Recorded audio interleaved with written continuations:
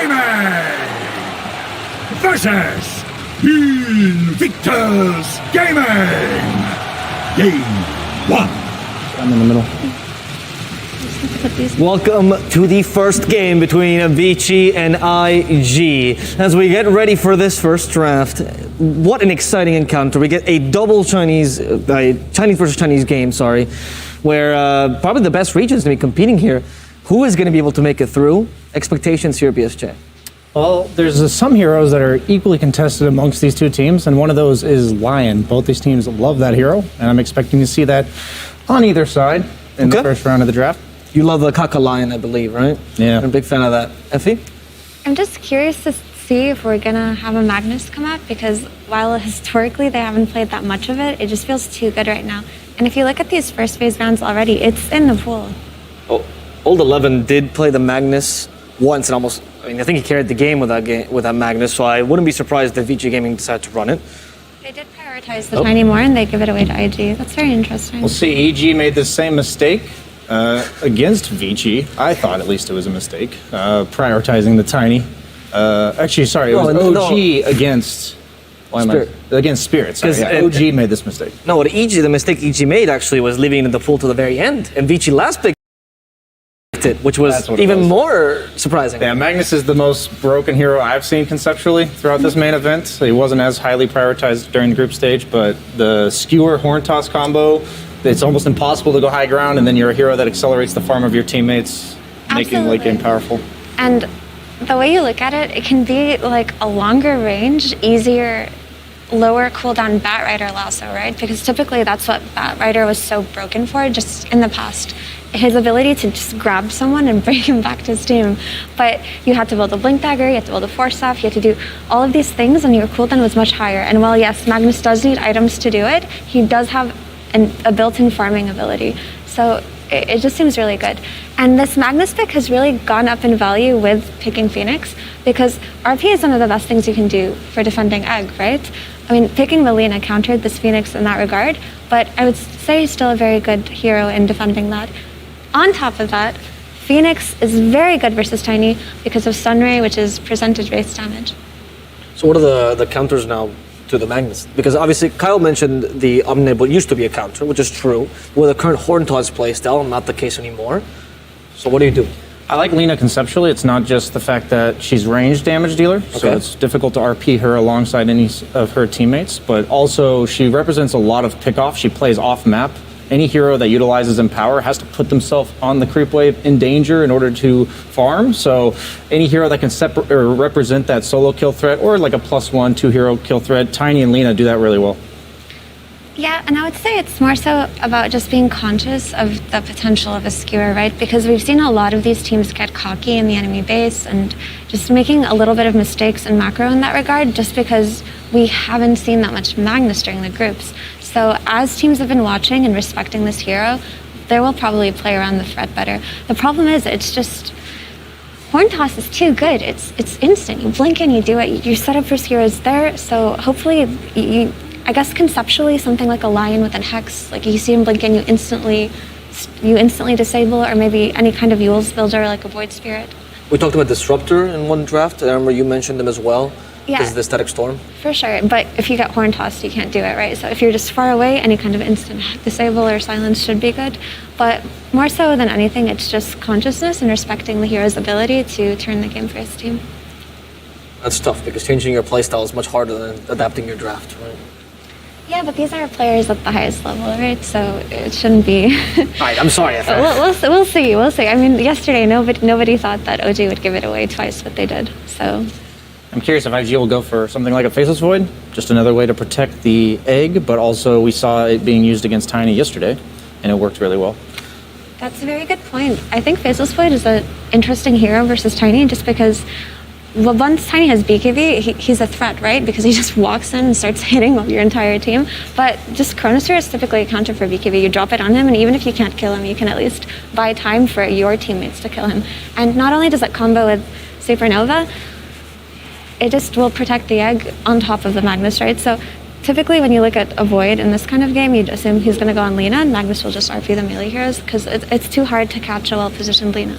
But that's just a potential here. It also suits Fly's playstyle, where he wants to carry the game, but with more of a teamfight-oriented hero like Spectre or Morphling, Void also within his pool, right? So it does suit the IG playstyle they tend to go for. In fact, that's been one of the criticisms of IG. They haven't really changed their style up. Is this a very IG draft right now we're seeing, BSJ? Yeah, if you have two options when you have the Magnus. You have a hero like Faceless Void, another hero that's willing to do the AoE disable, or a hero that's going to draw a lot of attention to themselves by being the first one that goes in the fight, and they elect to go for the Spirit type hero, the Ember Spirit, and I think it's the best matchup against Lina mid. None of the matchups feel great. We saw Vici pick Lesh against Lina yesterday and just get absolutely wrecked, even though the Lina was picked before it. The thing about Ember compared to all the other melee heroes is at least he can Sleight of Fist dodge the Light Strike array in the lane, making it so it's not as reliable for Lina to pressure him out. That's a very good point. And while Lina can bully the Ember, if he does play well and just use that Sleight to dodge the stun, that's really the way to go about it. But in response to that, I've seen a lot of Linas just go Dragon Slave level 1 to deal with Ember. And how does the matchup change then? It's you will hit him with your Dragon Slave, right? It's something you're not expecting. You can use it to secure range. It's not as scary as a potential stun, but it's something that people do in case he gets Flame Guard as well. Yeah. Even though I don't think level 1 Dragon Slave cancels Flame Guard anymore. No, Flame Guard's 110 now. There's virtually no spells in the mid lane that do cancel it, and that's why Ember Spirit's been seeing a lot more play in this tournament. You can reliably push out the first creep wave with your Flame Guard, and that's usually your weakest point before you get your bottle. But notice how their bans in VICI, second round, were TA, Ursa, and Monkey King, 3 heroes that really get up in the face of the Lina, and that's the type of hero she doesn't want to deal with, and Ember Spirit's probably the best candidate left. And there's the line that BSJ was talking about in the beginning of the draft, how he expects it to be a contested hero, and how we brought it up theoretically as a response to the Magnus, right? So if this line is on his game and this Magnus blinks in, if he's in range, he should be able to stop the Skira back with the Hex. Yeah, if he has vision of the mag before he blinks, you can cue the Hex outside of range of the mag, and the second the mag blinks in, it will Hex him before the Horn Toss goes off. And typically, I think now that Magnus has become such a threat in this TI meta, these heroes that can inherently provide vision for the team, like Monkey King and Beastmaster, should go up in value, because the way that you play in something like Magnus now would be to just take the fight on your vision so that no one gets caught off guard in your team. I was going to say this Doom pick's pretty sick because a lot of the carries that are good against Tiny are the ones like Faceless Void that like to take long, sustained fights, can somehow satanic or wear off your initial burst. And the long fight, being the counter to Tiny, is the exact way for Doom when he flourishes, right? It's also Old 11's Doom, often called Old 11, often called the core of this team, and Old 11 also one of the most farming offlaners. You get a hero with inherent gold acquisition. What else would you ask? I mean, we have seen very little Old 11 Doom because it usually actually gets banned. Yeah, he will be number one net worth 15 minutes. Yeah, he will be. He's the true carry right now. And we've seen that in groups. When teams play against VICI, they actually target ban most of Old 11's heroes. So the way that VICI approached drafting was that they just tried to first phase his heroes, but they actually changed that up during main stage. And maybe it's just like Old 11's confident. Target ban my heroes. I can play whatever you need me to play. So that's pretty cool to see. But another thing that I wanted to point out about Doom is just that if you look at the 3 heroes on IG right now, none of them really like to build Force Staff. I guess a utility Magnus can, but that's not the build you go for these days. So typically when a core on your team gets doomed, you want your supports to kite him away. So he just needs to be pushed back away, right? And Phoenix, not a Force Staff fire. So that's something cool that they have going for them. Yep. We're going to see now the Wraith King.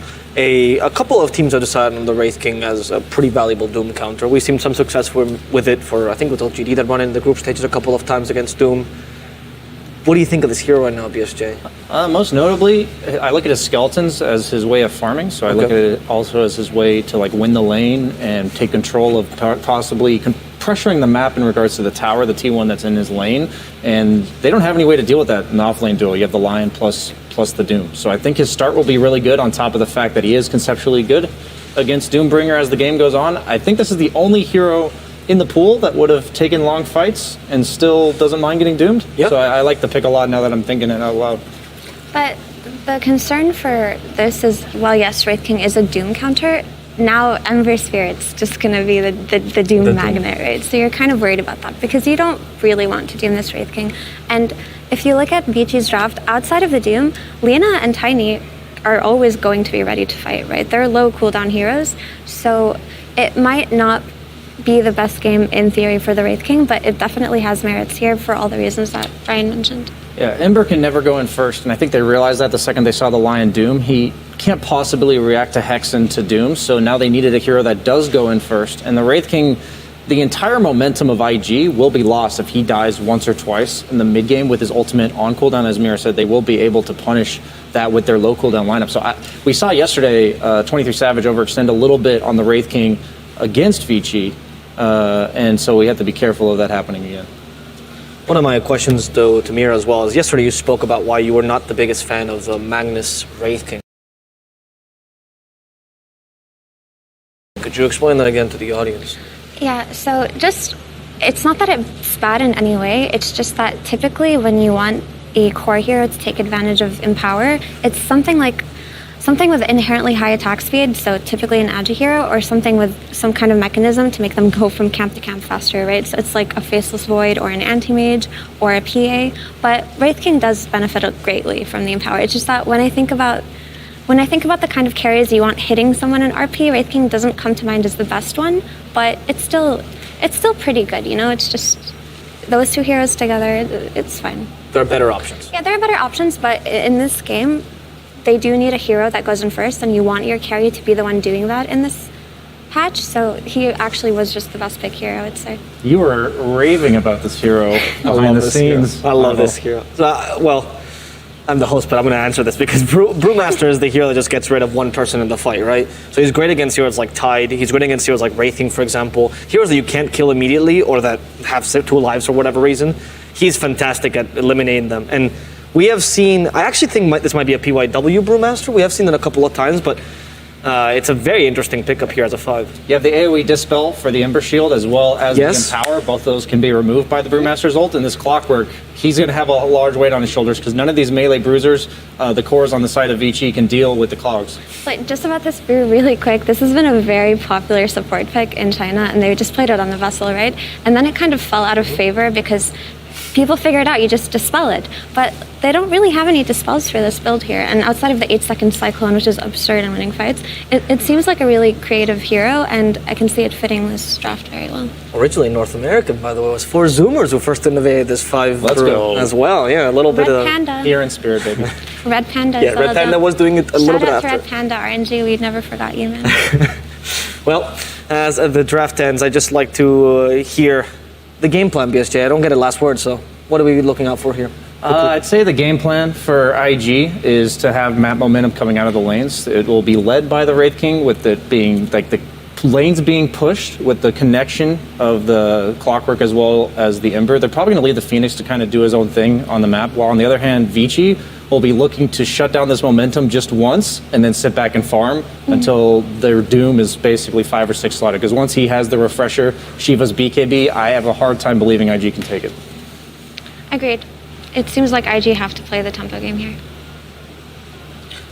Oh, no, actually, we're ready. We're ready now to start the game. As we're going in, we're first going to get a quick tidbit of information. Sir Action Slacks is going to be interviewing IG's coach, Super. Thank you. All right, we'll make this quick. The game has started. Brewmaster, surprising last pick. Are you ready for it? 熊猫酒仙很出其意外的一个最后一手，你准备好了吗？我觉得他们的阵容很贪，我觉得我们很好打。 I think their lineup is extremely greedy. I think it's really easy for us. All right, well, we'll see if it is. Let's get into that game with our beautiful casters. Oh, thank you so much, Slacks. And yes, indeed, Trent, we are here. We are ready for this matchup as the game has already gotten underway. That last pick, Brewmaster, he feels like it's greedy. They're ready for it. What do you think? I don't know. It sounds like he's saying easy game. That's what I just heard. So it's been very popular on the main stage the past couple of days, but I love the confidence coming up there from Super. Just saying, too greedy, right? You guys see this all the time in your games. Ladies and gents at home, you've played some Dota. You've felt this pain before. Why is everyone picking stuff that needs so much gold on my team? But DY, he's prepared to make the sacrifices here on this Brewmaster. True enough. And it's interesting too, right? We were looking at the drafts, and the last 4 bans all felt like they were targeted at these like save type heroes, and then also dispels, which is what they're going to be getting out of that Brewmaster, hopefully. But There are a lot of other heroes in this draft. What do you think about the rest of them? The Wraith King, obviously great against the Doom, but also kind of a hero that's been like, man, never feeling great about it. Yeah, no. And speaking of which, oh my god, already right off the bat, in some trouble. Fly trying to get out of there, but won't happen. Old 11, drawn for his blood. Well said. I mean, clearly a hero that's having some problems here in the main event for sure. And well, of course, you can hear some dancing there. That's PYW on that lion. The hero that was definitely talked about a lot coming into this. Like, oh yeah, let it go there, PYW. Who was going to get it, right? That was the question. And so what I think is interesting is, like, Kaka, of course, renowned for his line. He's going to be playing that Clockwork, which is a hero that I would say has been looking fantastic. Probably mostly from DJ. Probably one of the most standout performances so far in the tournament with that earlier on here in the main event. And so you would think that Kaka has an extremely good idea of how he can deal with this line in the game, right? And I see Vision from the Clockwork trying to spot this line before the fights. And as well as if you just stick on that line, you really ruin his game. Right, it's going to be up to definitely the line. Keep himself out of that vision. Make sure that he dodges away from the fights whenever things go on that way. And, of course, PYW, well known for his solid support place. We'll see how that one goes. Is DY going to try and make this move over to connect the waves, and does manage to get it. So no free pull-off there by Kaka.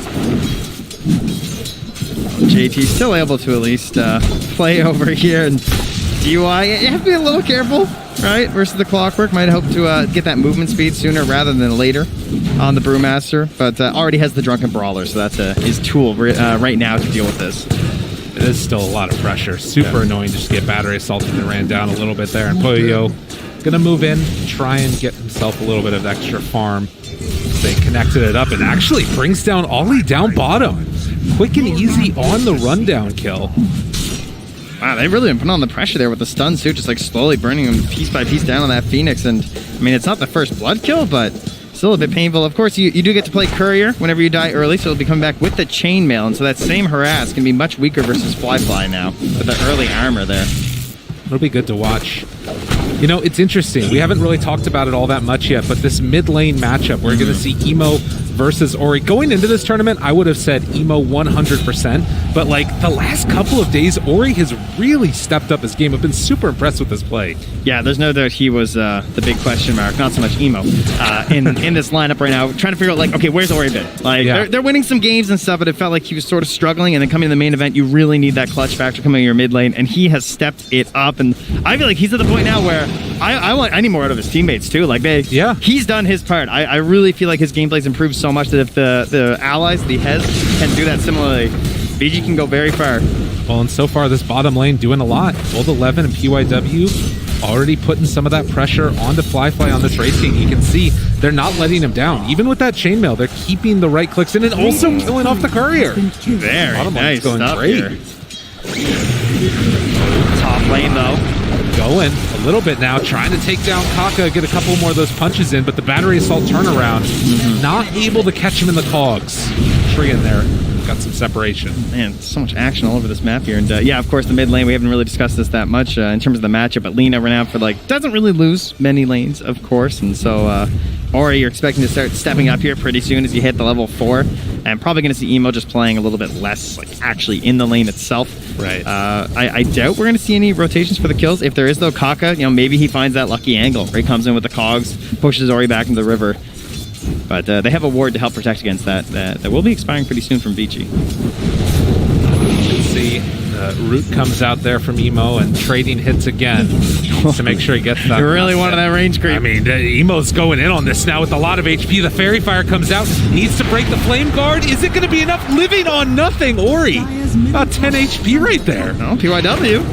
Oh, moves over to the side. These Get a couple creeps right hit clicks. real hard. This could be pretty good, but Phoenix moves into position, and that's going to stop the pressure. Still, good aggro from Emo. Yeah, I mean, creeps are strong, but they're not that strong, unfortunately, to help with PYW there. But rotating in, and unfortunately, though, we also had the rotation coming from Kaka. He guarded that water in up top, so Emo's going to be very happy with the current situation, forcing the full walk back there from Ori. We'll have to TP back in. And, you saw earlier in that top lane, though, where DY is actually, trying to fight back with some harass. It's not one of these combos that you would expect with the Brewmaster, right? You don't have the the Cinder Brew into like a cheap spell that's really easy to toss out. You don't have this big mana pool. Like, we see like Venge Brew, so you can just like Wave of Terror, activate and everything. Yeah. And yeah, I mean, Poyo comes over to help out, but that's costly. This is still going to be a good kill if they can get it. Can they finish him off? Oh, the slowdown comes from the Shockwave. And then the salve up afterwards, able to get out like Kaka. And Poyo still holding the wave through all that at the very least, so we'll just go right back to farming while dishing out some damage, but nice salve there from Kaka. And also just going to get in there and make sure he has the block off there too. So no stacks for you, Vici. Yeah, nothing given for free, that's for sure. As down bottom, you can see the pressure is going to be mounted yet again. They got this side pull off by Vici and now going to connect the wave to it. And it's really hard for Fly to walk in there. Every single time they keep on getting that pull off, it's just a couple of creeps that he ends up losing. Right now, level 4 on the Wraith King, as TP back home should be able to come back out with the Remnant afterwards. As UAW has to back away. Ollie doing some good damage. Trying to secure this 6-minute rune, but with Emo coming over, this might just be a freebie. As they move on in, LSA won't keep PYW alive. Emo ready to keep that pressure on, and up top they also find the kill onto JT. Oh, that one was a long time coming too. Poyo really putting the pressure on JT as much as he could, and sort of just like waiting for that moment where when you throw out so much harass, at a point the mag is just gonna like keep playing in the lane, right? And just be like, yeah, you keep lowering me, but you're never going for the actual kill. And so that's all basically a bunch of conditioning there for Poyo before they actually bring over the help from DY for the secure. So very well done there. Also gets a D ward inside his own jungle there. It looks like Kaka placed down, so solid start here for the 5 Brew. I say that, you know, and now he's being ganked by Emo, so yeah, maybe not so solid. I mean, it's hard to take him down. He's got a lot of HP on this Brewmaster, one of the reasons people like him. And in fact, with the rotation over from the Lion, they're able to get TY out. So and not bad. Yeah, the lack of boots there on Kaka as well, right? Couldn't keep up with the battery assault, and despite being just a win delay, it's already at 330 for the Panda. Currently the lowest net worth on him, but getting some levels here and there as Poyo already up to level 6, has those treads done. Looks like they're trying to get into that Echo Saber, and also we're seeing JT get into that Helm of the Dominator that's become so popular. God, this hero just feels so insane every time we watch it. I love the players that really utilize that Helm of the Dominator to the full extent too, and with this idea of IG wanting to play pretty fast this game, it can be an amazing tool. Down bottom. Going on to Old 11, looking for the rundown. Do they have enough for the kill though? Don't think so. 1100 HP in a Soul Ring. This guy's strong. Yeah, phase boots too, working towards that Midas, and as the panel mentioned, Old 11 looking to be the richest, already there. Yeah. Up by a significant margin compared to his own teammate on the Tiny. That is not easy to slow Doom down, particularly when he gets a good start like he saw there, right into the first blood. PYW looking for the stun to open this one up on a Kaka, but there isn't clean opening, so we'll just hang out there as Emo farming very low in the jungle, and it's going to TP back home to regen. But yeah, those early rotations, and it looks like now VICI feeling comfortable just sitting back in their lanes and not really doing that much to mix things up at least. They're getting farmed on all their heroes. They've read the forecast, you know. They know the storm is coming from IG. That is most certainly the plan, right? But there's a few things they want to check off first. They want to get Kaka, the level 6.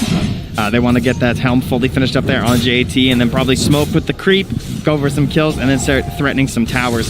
Fly wants to be activated early in this game too, going for that armlet build, so expect the pressure to come here soon, as PYW smoking in here, probably just a warding mission, as you want to try and scout out where they want to set up this smoke, right? And so wards deep in your enemy territory early on, even if you don't want to get aggressive, they're so good at spotting. Of course, we always talk about the courier rotations, but just for people who kind of want to like back up, group up, and smoke. And they're actually just going to transfer the smoke right to the mid lane. Kaka goes left, but he hoped he would go right. Well, Emo might be the bigger one to go for. Walks in, gets the Earth Spike to open. Follow up, no, there's TPs coming in. Now they have to be careful on Vici, and in fact, UIW might just end up falling here, as Emo and Ollie move into position and can't get that denied by the neutral camp. Not the play they were looking for there on side of Vici. They finally get some aggression going, gets turned around on them. So excellent stuff there for IG, considering where this game was going. Yeah, that's a bold play. And then pretty deep, able to trade over aggro to the creeps, but still caught in these cogs at Old 11. He's just gonna fall. most net worth in the game gets dropped by Kaka. Yo, Fly was bluffing there too. He'd been holding the point for so long, but he'd actually spent it. He did not have one left for the ulti. Oh. I mean, yeah, that would have been a huge kill if they could have made it. I mean, at the same time, though, you see all these cores from VICI still incredibly farmed. So giving up kills like that, it's gotta hurt. 3-3, 10 minutes in. And Emo looking for a rune. Wants to get active here with this one if he can make it happen. But DY going to cover the angle. It's an arcane. And looks like they're able to get it onto Ori. No deny coming out from that Helm of the Dominator creep. Yeah, Satyr tried its best there, but not going to find it. But there it is, the lovely tome going to be coming out here. So this is where your Brewmaster is going to have the level 6, can utilize that Primal Spit. And it can be tough. It's a 2-minute cooldown, so you really don't want to waste it on a bad fight because it feels like that's sort of your entire toolkit when you play the 5 Brewmaster. That's pretty much everything that he's going to be picked for in this game. Granted, there's been some times where he's like survived a gank that others might not have, but you know, it needs to be more than a glorified creep at this point in the game. Yeah, I think there's some serious issues with him in this game too. So benefits, he has the AoE Dispel. That's pretty sweet versus like the Ember versus the Empower. Definitely a helpful tool. The Tornado to just like toss up maybe the Phoenix or the Mag, one of these big playmakers, even just a Clockwork. Just remove someone from the engagement, right? Let you focus on other heroes. But I see like Slight Empower later on. When you're support Brew, you're not getting a lot of levels. Yeah. Which means your Brewmaster Panthers, they're not getting very tanky. No, he's going to get torn up. Yeah, Slight Empower, they could just die. We'll see if he can get in towards some of those levels later on. But right now, at the very least, JT is having a wonderful time trying to catch up a little bit on this mag, playing with the Helm of the Dominator creep. No real pressure being expended onto him, so it feels like he's kind of got a free path towards that Blink Dagger. As Old 11 and DY down bottom don't really want to go, but there's multiple heroes from IG that are showing up here as well. And the smoke up from the Phoenix and the Clockwork. This is really tough to deal with because it is a Wraith King, right? You don't want to use Doom. You don't want to use Brew Split since he has the ulti and the Reincarnation, right? You always have to be considering that.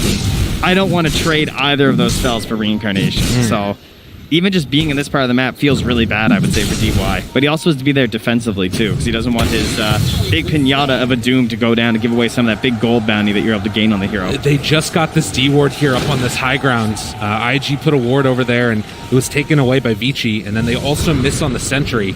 So IG a little bit working blind, and well, Hakan moves into position, hookshot afterwards. He's gonna maybe be able to get that ulti off. Needs to get it, but the battery assault interrupting too much. Eventually finds it. Supernova down, LSA afterwards. VICI bring down that A, and now the lift up on the mag. He wasn't able to get the RP off. The turnaround, VICI Gaming takedown 3. All right, that was nice.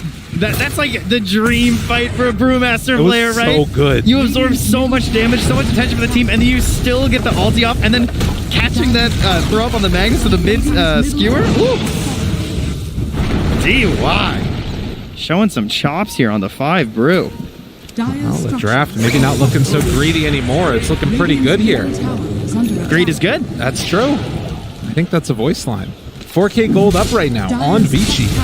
Looking easy as pie, and IG, they're just going to need to make some moves eventually. It's just the hero's a little bit static at the moment, and VICI ready to go. Old 11 moves into position. Fly turns on him, though. LSA as they rotate in from Ori. Now trying to get the right clicks in for the kill. The Hex is out. Figure of Death done. Emo Fly. I mean, he's hitting pretty hard.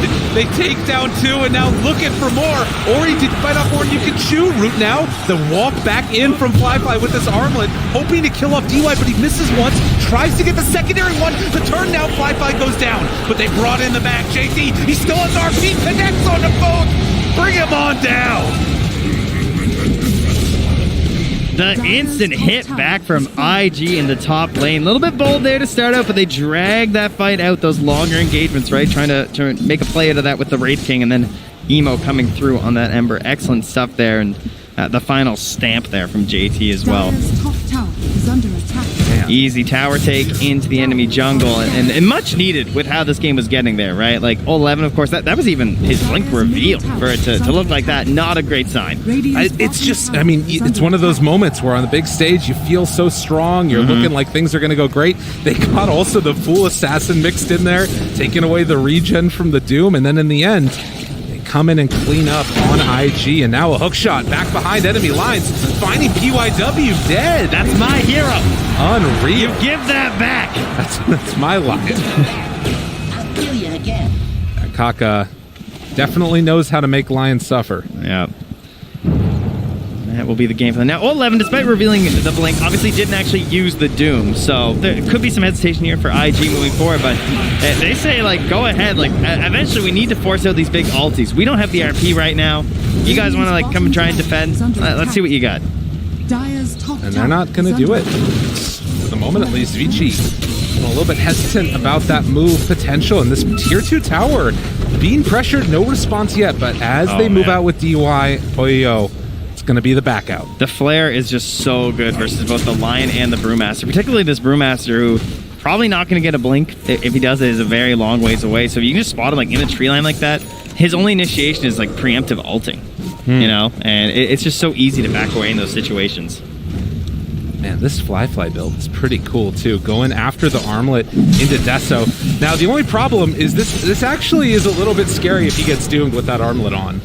It's going to start losing a ton of HP super quick. Just keep swinging. That's all. That's all you can do. It'll be fine. Well, I think the best thing to me is that they just get objectives, right? Like, whenever you have an Ember on your team, you know, that's a mid that doesn't really help in that situation. Right. Meg, he's got some hits too, sure, but with a Deso on a Wraith King, I mean, you're getting Roche, you're getting towers, and that's what they're trying to do right now. They want to punish and find as many objectives as they can at these times when VG just don't want to engage. Well, that does feel to be right now. Shadowblade coming out on Poyo. And for IG, the map is looking very clear.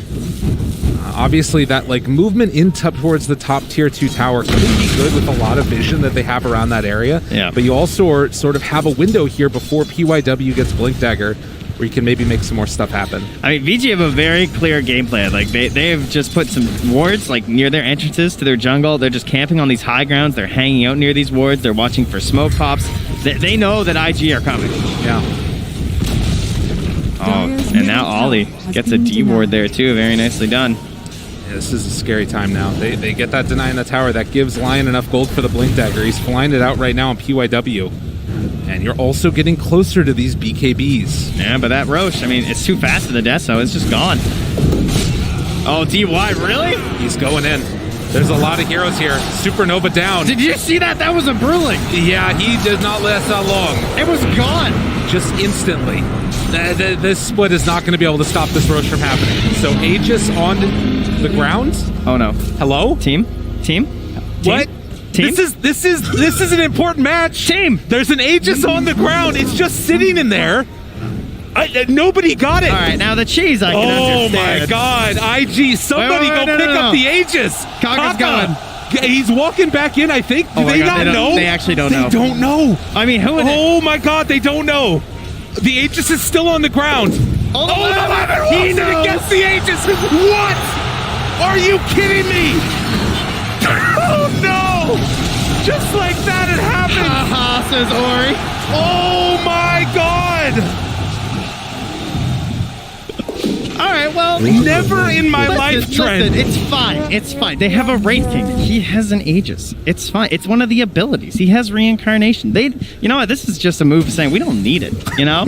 So what if I swagger? Says Wraith King. Is that what it is? Yeah, it's fine. Look, they're gonna win. They don't need it. All right. Okay. They're just still gonna march to your building.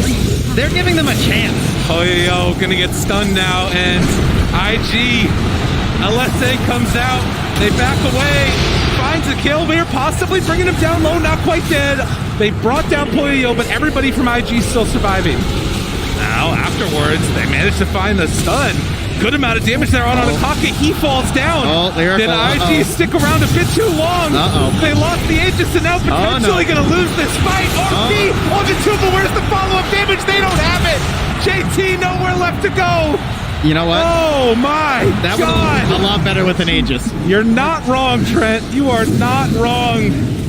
As Old 11 tries to run down Emo, it's going to be the chase on the Phoenix. Ollie caught, gets the dive away. How do you mentally recover from that? Game 2. man. That's a very tough one to reset. That's going to take a lot of discussions in the booth and just say, it's fine, it's in the past, it's done. Write a little note, take Aegis next time. That's pretty much all you can do. That really hurts. It hurts in every Dota game to, have your Aegis snatched or accidentally deny it. But in this one in particular, when you're trying to play at such a fast tempo and really trying to get as much as you can out of the first 30 minutes of the game, that one's really painful to watch.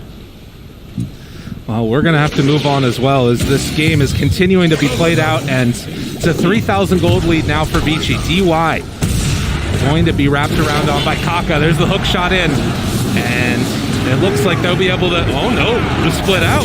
The turnaround, Emo shows up as well. Needs to get out with at least one of these Panda. Invis, one away. And with that, DY dodges the game. Interesting tactic. I mean, utilizing the split for essentially a free lane push, right? It's pretty difficult to get all the Pandas or to just chase down the Earth Panda, if that's going to be your strategy. Maybe get into some earlier farm and some other items here. Hoping for a potential Force Staff to help reverse the clockwork as well. DD now on Ori, and they're going to pressure this bottom tier 2 tower, but there is a glyph out, and IG, we'll see if they come to defend this or not, but with it fully surrounded, it feels unlikely. And Doom has an Aegis, so you know. That's true. Still another 2 minutes left on that one. Top lane. They find Ollie, hold 11, and Ori combined together for the kill. Do you have to shot afterwards, back towards mid lane. DY caught again, no split this time, and they will be able to kill off the Panda. So IG trying to pull things back together a little bit. Kaka's rallying the troops, and this is a great hero to be on to do it, because it can be very difficult from the support role 5 or 4 to get these great initiations, but that's one thing that's so important about how Kaka plays the Lion. I feel like he goes for those initial jumps more than other Lion players. A lot of Lions, sure, you go for the Hex on the Storm or the Ember or something, but he's willing to jump on anyone when he plays that hero, and so putting him onto a Clockwork, it gives him even more power in that same role without the need for as many items. True. It's so much of that tempo that can just be set by support position. It's incredibly useful in these games, and not a huge loss if it ends up dying when there's an overextension. A Lincoln Sphere done for Ember now, but the smoke up comes. Everybody with the exception of Phoenix. Emo, who does he find? Old 11's there. He has an Aegis. That's true. Oh my god, are they going to kill him with the Aegis? Hoof stomp afterwards. Fly jumps to the backline, finds Ori. That's not a bad one. But he gets the BKB in the walkaway. Emo, slow down, killing him, dead. He's coming back though. Round 2, and VICI, they're all in the area. The Supernova's down. Do they want to fight this? Well, BKB in the runaway. Old 11 stun, chase, then eventually RP to kill. IG, they're back.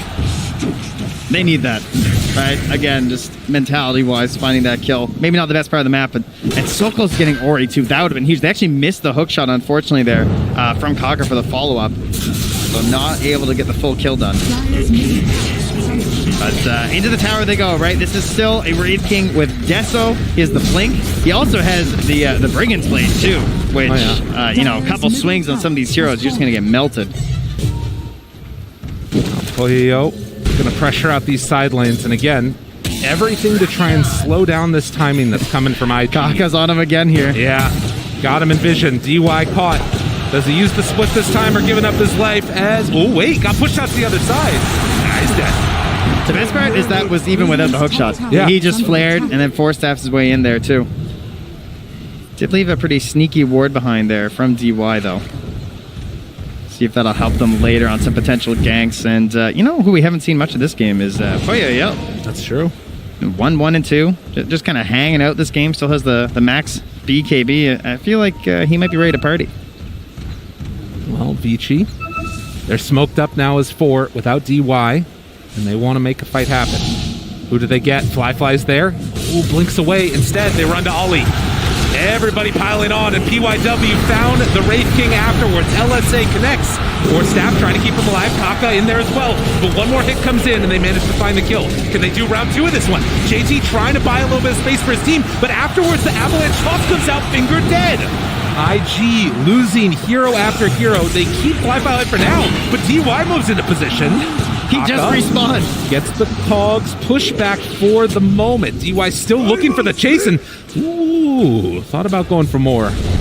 Called it off. Yeah, very interesting there from VICI, right? Smoking out there while the Brewmaster was still dead, so perhaps catching him a little bit off guard and also finding a fight before the RP was ready. The horn toss was there, but JT couldn't quite figure out the right play for it in that moment.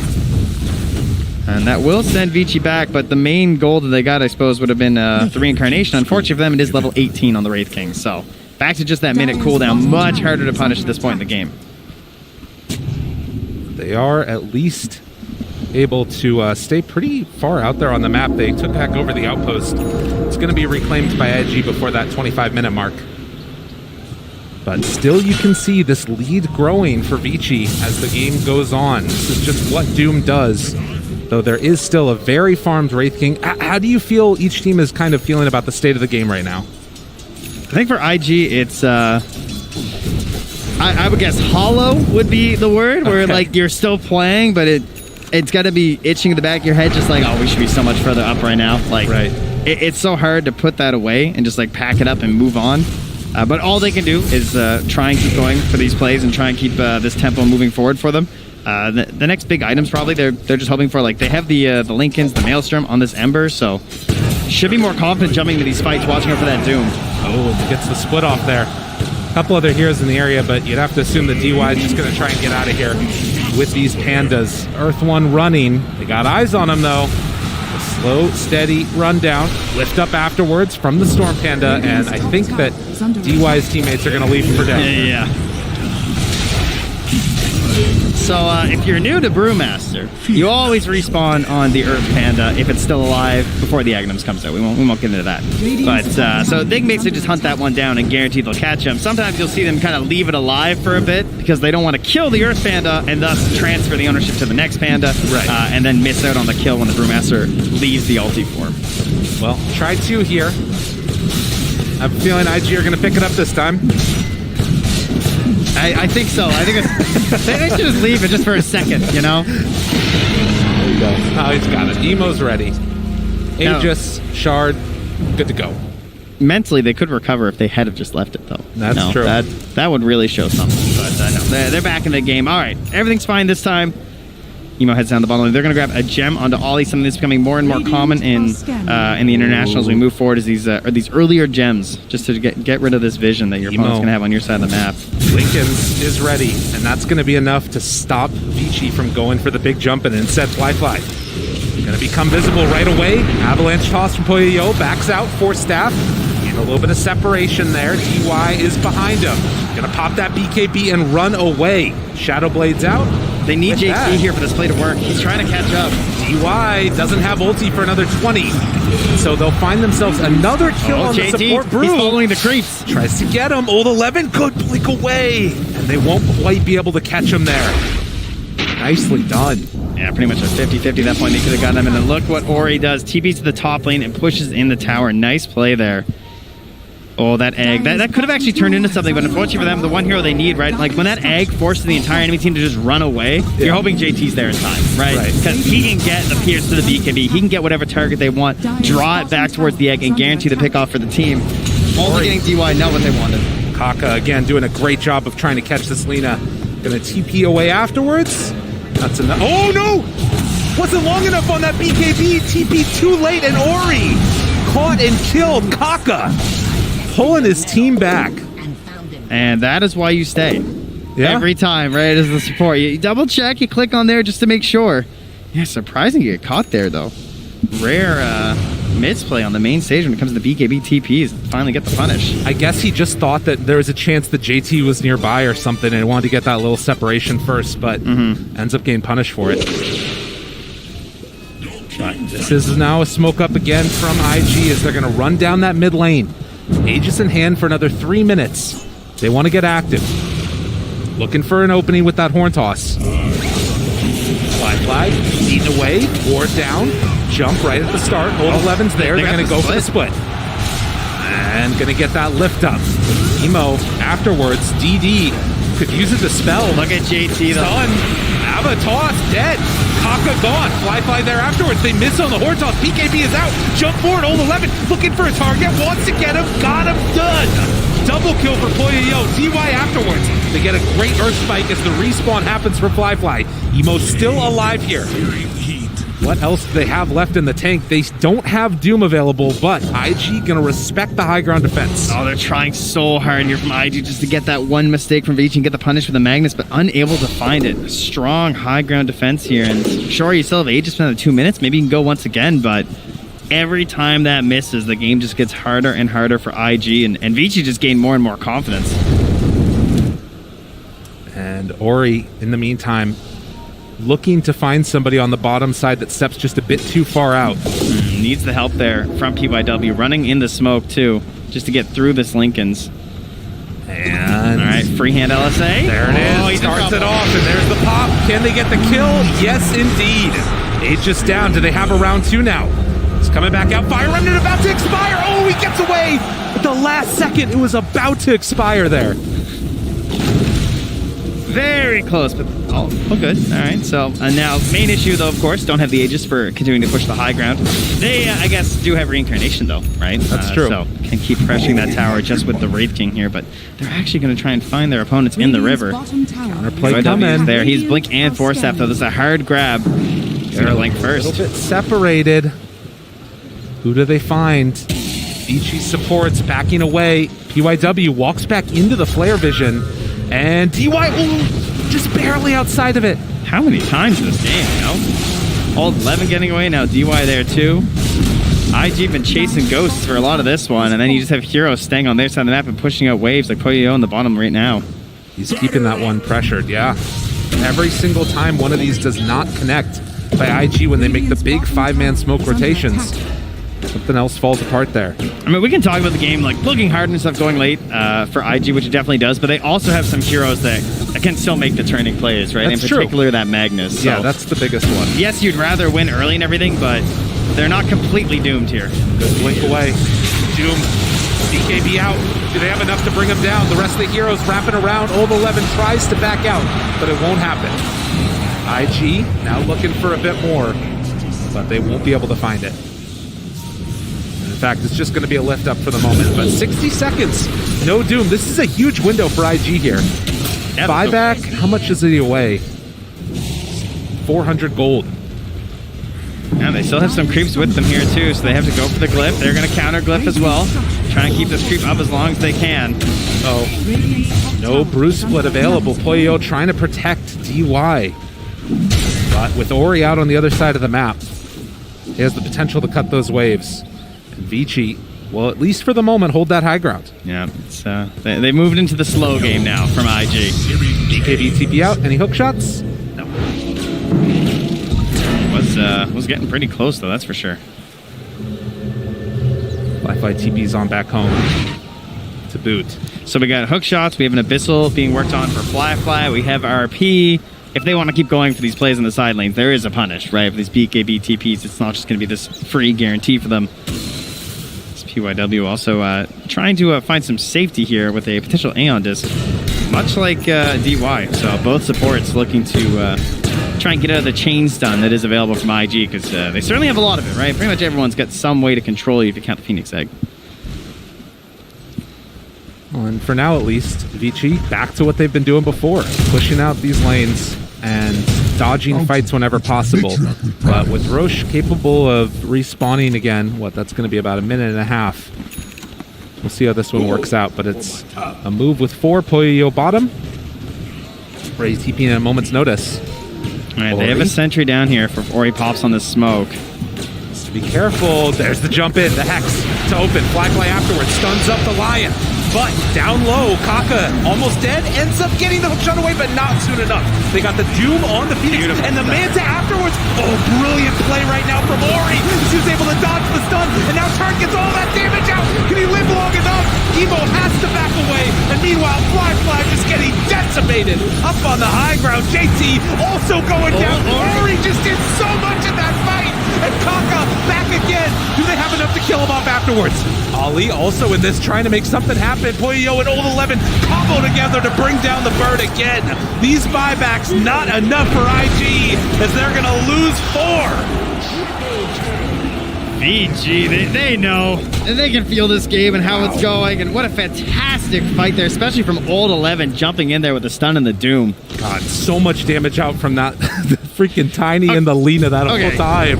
It's always the bottled DD, right? Right. The bottled illusion at 33 minutes making the big play. Very nice stuff there from VICI. And here it is again. Goodness gracious. Yeah, I thought that it was looking pretty good for a moment, but when they just couldn't bring her down. Look at this, how low freaking Ori gets in that illusion. And he bashes the illusion. Yes. That can change so much there in that engagement if he gets the right one there on that first swing. But certainly the star of the fight's got to be Old 11 with that initial stun there too. And they're just wondering there what to do on IG. What could have been and what's to come. JT's got to find the big plays, right? I mean, he's there. You see him. He's checking out. What do I got to do here? But this is not the frightening Magnus we've seen, right? But to be fair, he hasn't got to play near his own pace. You know, you think about all those mag highlights. That's kind of where most of them are. But he's had the horn toss for a long time, and I feel like I haven't really seen the massive horn toss breaking plays that we're used to. Just playing very tight on the side of VG. He can pull it back here as we get towards the later stages. This one 35 minutes in, and VICI taking control of this map. It's going to be a minute until Aegis is up.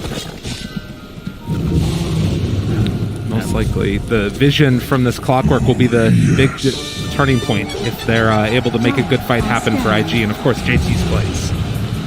Yeah, and that is a hard thing to even figure out right now for IG. What is a good fight for them at this point, right? It feels like it just has to be straight up love on the Ori. Like that's the most likely scenario to me. You know, he's got Satanic, he's got BKB, but they certainly have the heroes where you could chain stun and kill him very quickly if there's not a fast response from VICI.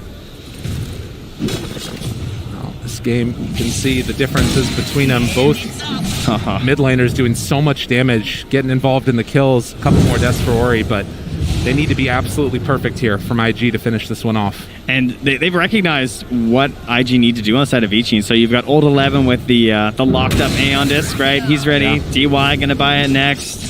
You have PYW working just about towards that as well too. So they know it's one big fight that IG really needs to get back in this game, like one big buyback crazy Roche fight, and they don't want to give that one burst of the hero away.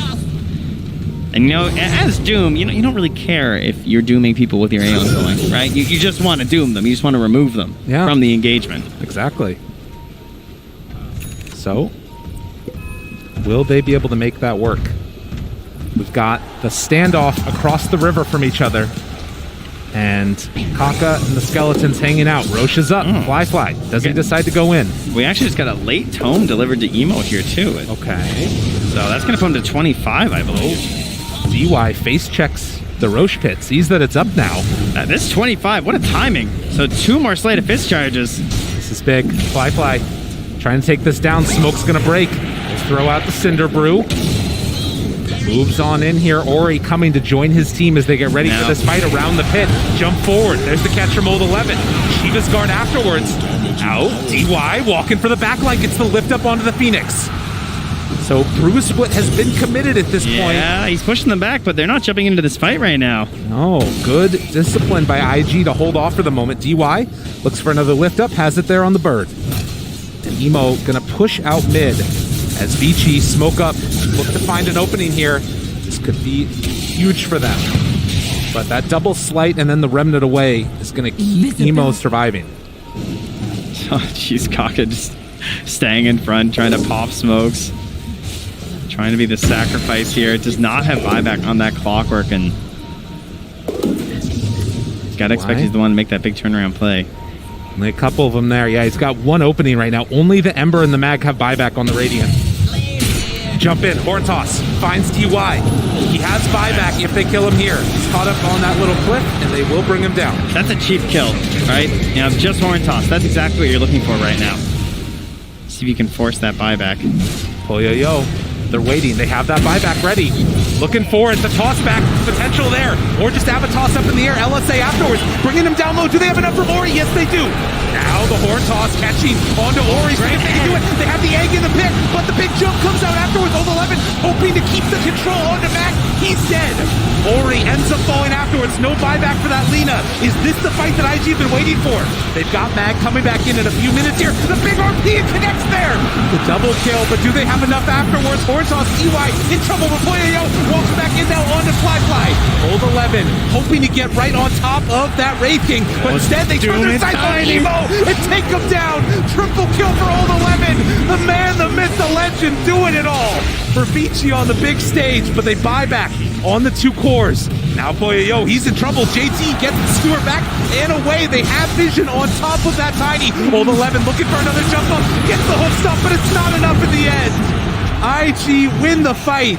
There's still 2 buybacks left on VICI, but they might have to give up this Roche. They had so much vision in that fight there too from IG. Even when the play was coming back at the end with Old 11, they saw him coming back trying to make a save on Poyo, but they were fully confident they were going to get the kill in time here. So IG waiting for the moment they find it. What an absolutely fantastic egg in this fight. Ollie has carried them through the majors on this Phoenix before, and just finding that perfect spot where there's just no way, right? He's abusing the cogs that were laid out there from Kaka to ensure that he was going to be safe. That Sunray's doing so much work for your team in this fight. Unbelievably impressive showing. And of course, you talked about that 25 being done for Emo right before the start. I mean, in that fight, he did 9 sleight of fists throughout the whole course of it. And IG, they're not done yet. Well, JT finding those plays, right? This is what you need in the late game. Doesn't matter what happens early, as long as you get the win in the end. Doesn't matter if you leave an Aegis or 2. Well, they're up now onto the high ground, taking down these tier 3 towers and hoping to get some buybacks or maybe more out of this. Smoke up from 3. They have buyback on the Doom and the Tiny. It's not often you see this with an 11k lead, that someone's just in your base taking these buildings. Jump in, Hex, trying to get some separation. PYW in trouble, Aeon Disc afterwards. Lift up now onto the Doom. He didn't get that BKB off. They take down the Lion, dead for 70. Do they have that much left now? Emo turned upon. They also have the control onto Kaka. He falls. No buyback. 6 seconds, fly. He walked into the sentry though, but Old 11 getting a little bit of separation and dead. He's coming back in a moment. They get the egg, but it's not on the high ground. They weren't able to do it. RP afterwards onto 3, but Ori is there on the outside, wanting to chase and find themselves a couple more kills. In some trouble. Fly, nowhere left to go. He too will die. 2 minutes, no buyback. Emo trying to salvage this for his team as JT also heads away. VICI Gaming respond emphatically with that one. That was at a high cost though, for sure, right? That was a lot in terms of losing your base. You have a buyback there on 11, which can turn to, well, a dieback in the end. Can turn into something in the next fight there too. They'll still be there. Maybe you get Poyo as well. He did buyback during that mess too. So some dangers here. Oh, absolutely. I mean, this game on a knife's edge at this point. The scary thing is I don't want to go anywhere near their base right now with the potential for just like dead heroes for 2 minutes, you know, on the side of VICI. Yeah. You do not want to be the one who gets horn tossed back to the tier 4s and dies. And we've seen that happen time and again throughout this TI. 4,000 gold lead is all that separates, but really, like you're talking about, it's those buybacks that really determine how this is going to end up going. You can see the big swing back afterwards. And the buyback only being on the Phoenix and the Clockwork for the moment. Everybody else except for Ori pretty much on the timer. He does have that dangerous game. Yeah. And they could wait the 4 minutes here too, and of course they'd have a 2-minute window with it. They would actually have the buybacks on all 3 of their cores for IG, and you'll still have that 2 minutes or so where you won't have it on the Doom and the Tiny. So that's sort of the ideal scenario here for IG. Tiny trying to get into that AC himself. Poyo. You can see IG playing very defensively, staying inside their base. A Daedalus done for the Ember. So he's going to be dealing out some serious damage in these fights. So he swaps that one out for the bottle. They have so much right-click damage there, too. I mean, several times you're seeing this Wraith King empowered, has the 25% cleave talent. Mortal Strike now has the -2 seconds cooldown, so the swings are most certainly big. You just need a little bit of control there. And I imagine that Kaka would love to have found that Aghanims this game, but just needing too many defensive items, unfortunately, because keeping the chain stun going is a bit rough for them right now. A lot of that pressure onto JT, delivering in the late game for sure. But 1 fight, 2 fights, still not enough. He needs a lot. Need to keep it going here on IG to continue to build that momentum. And for now, at least, VICI waiting for, of course, the next Roche, but also that next big set of items with the AC done on Poyo. It does help to mitigate that physical damage quite significantly. And this is the stage of the game where Dota gets a little bit weird because you have to run around as a unit a lot of the time. It's very difficult to actually separate unless you have like very good escape mechanics and like TP boots and everything. So this is where the vision really starts to suffer when you don't have dedicated vision heroes as a support player, because you can't just like flare all the way around. You can only really ward where you're following your team. So they are going for some pretty defensive wards on the side of VG, staying up on their own side, but they're going to have a very hard time figuring out what angle IG is coming from. Right. You can see playing with not a ton of vision right now. Emo thinking about going in to start this fight onto DY. The root is there. Aeon Disc going to proc. So increasing that cooldown, definitely valuable. And immediate D wards here. You know, they're just going to check the common spots. That's what you want to do if you're IG. Look to suffocate VICI with the vision. And queuing up the rapier next for Emo. Look at this career down bottom too. It's just sitting there waiting. Yeah. Just wants to finish off that refresher here for Old 11, and that will be masterful. Get the double doom out in these fights. I mean, double hoof stomp, double everything, BKB. It's all good. Well, speaking of which, though, it's also done for JT. Oh, these fights are going to get mad. I mean, it's either very simple or very complicated. Yeah, depends how many heroes get RP'd. And who gets that can doomed. make it really easy. Yeah. Likewise, who gets doomed. Yep. But bottom lane going to get pressured in again by VICI. So IG will hold this side of the map because that Aegis got reclaimed so quickly after they picked it up. It's just this long window where if anybody steps too far forward and gets caught, could be the end of the game. Yeah, there's just so much burst damage on both sides. Definitely. Ooh, and Ollie also going for a refresher. Yeah, that's right. Ollie actually still not having a real saving item here. Just has the Yules, so the positioning of Ollie perhaps the most important. Right, if he gets doomed at the start of the fight, that just changes everything. He's just going to hope that Emo he dies so he can buy back. Shows DY. Walks high ground. Rooted. Hook shot afterwards. They find a good one. That's Old 11. DY. Aeon Disc out afterwards. Gonna pop the ulti. And try and go in for more. Breaking the Lincolns on Emo. Now Old 11 has an opening. That's gonna send him back. Trying to find it. Old 11 gets the catch there. On to Kaka now. Also zoning out JT, who's looking for a big jump in. Now the Yule Scepter lift up onto that tiny. Egg is down. Fight getting very weird as they lose the Lion. What else do they have left now? Oh, gotta be careful, Fly. They throw out the stun. Poyo looking to cover. JT doesn't get the skewer back. The retreat together from VICI. They still have that buyback on the Lion if IG fully commits. PYW is just holding on to that. Nice play from Emo. Just BKB'd and dove the backlines. Went for the big hunt there onto the Lion. And again, just utilizing that vision there too, right? Makes your fight so much easier. I feel like every time we have a team fight, the vision is just all IG. And that makes it so much easier for them to play with the Ember Spirit. Yeah, opens up his game like crazy. And PYW, I mean, just doesn't really have a way to save with the exception of that Aeon Disc. As soon as that's down, it's over. Has an aesthetics now, though, so there you go. Now, Fly. Oh, man, Poyo's crazy.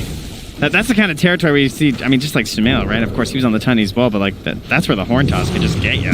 Yeah, and they still have a minute until those buybacks are back up. Old 11 still some amount of gold away, but he's going to regain that super fast. As almost everybody has buyback up, IG do, and by the time this Roche fight happens, I think everybody in the game will. 10 heroes, maybe? You know, can we get another one of those? There's a chance. I feel like this time there would be diebacks, though. I think this fight might be it. Yeah, it's all culminating here. Rooted. God, looking for it. Wait, he didn't Horn Toss. Poyo pops the BKB. And now the back out. Ori wrapping as well. They've got that vision on favor of IG. DY spinning in a He's circle. still playing loose, this guy. This Aeon Disc just now came back up. But they proc it. And then the runaway. Really nicely done there by Emo. So important in those fights. Having that Aeon Disc done. And that Roche, it's about to be back up here. IG gonna know right away between the flares and just leaving a helm creep in there. They're essentially dead.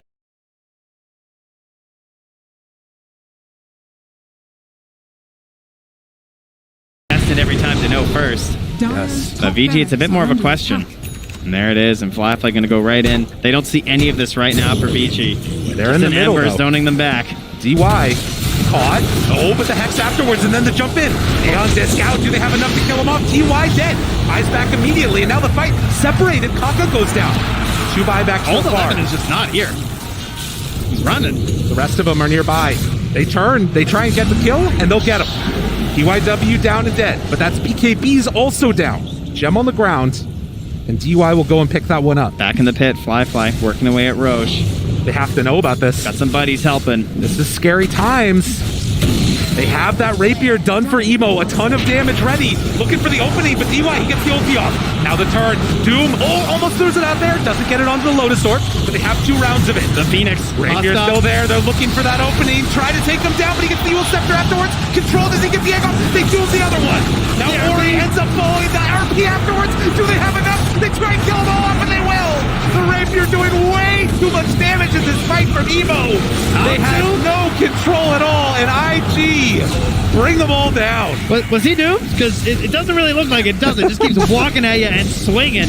And Ali, this Phoenix, excellent coverage there from JT. Can't do it by himself, but he's got a couple of friends to help out there.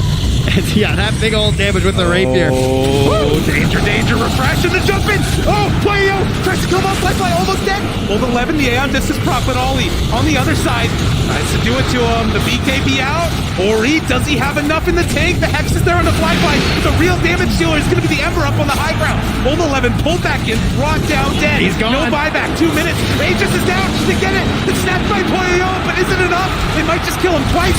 JT on the side, the right click's coming in from that tiny. He is so large and hard to kill. Ollie again, caught broken. One more punch. It's not enough. There's going to be the lift up again. Ori tries to turn now on to JT. But his invis. There's no vision. They don't have it. So much healing out from this Phoenix. Ollie eventually will go down, but it comes at the cost. As the Ori is the only one left now. Toyo comes back alive though. LSA off the mark. Ollie turns, blows him up. Look at the Daedalus. Crit comes out as Toyo wants to salvage. This is a triple kill for the Tiny, but he's all left alone. Nobody left on his team. Toyo eventually 2 will fall. Emo didn't go down in that fight one little bit. Balance. I don't even understand how many slices he just did in that engagement. That was unbelievable from Emo. What a play from IG from losing and leaving an Aegis. Who needs it? I told you, they were fine. They were never concerned. Unreal. They played that last fight so well. I mean, you can honestly just go back and only watch Emo through that fight, and it was absolutely thrilling the way he just like spaced perfectly the entire time through that engagement. Remember, we're dealing with a double Doom, and it didn't feel like it, right? No. Early game felt like Old 11 was hitting everything. Late game, things just switched. The 3 from IG there, JT, doing a fantastic job of controlling the match in the late game. Really come online with that Magnus and proving once again why the hero is looking really strong. And I mean, we said the fights in the end, they can either get really simple or really complicated. It was a little bit of both. The real simple thing was that when you have a Rapier Ember with all those slights, if the fights just keep on going, eventually it's going to fall apart. I mean, you pretty much did everything you could ask for at the end of that, right? Everyone had their Aeon disc. I mean, we're missing a few of the items on the sports, I suppose, like those big ticket ones, but it's all there. It's all available, and it comes down to just like who's seeing everything, who's getting the big plays. And honestly, I really do think that Vision played such a massive part in this game. Every time I look, it just feels like IG see it all in the fight, and that's why Emo can play like that. And again, like using Ollie with this Phoenix, they've proven it time and time again. We always talk about Kaka and the Lion and how good he is and everything because he covers that egg so well. He looks like so masterful all the time. But then JT saving that egg with the RP, amazing good stuff. Amazing plays and a lot more amazing action to come after this. Going to head now back to the panel.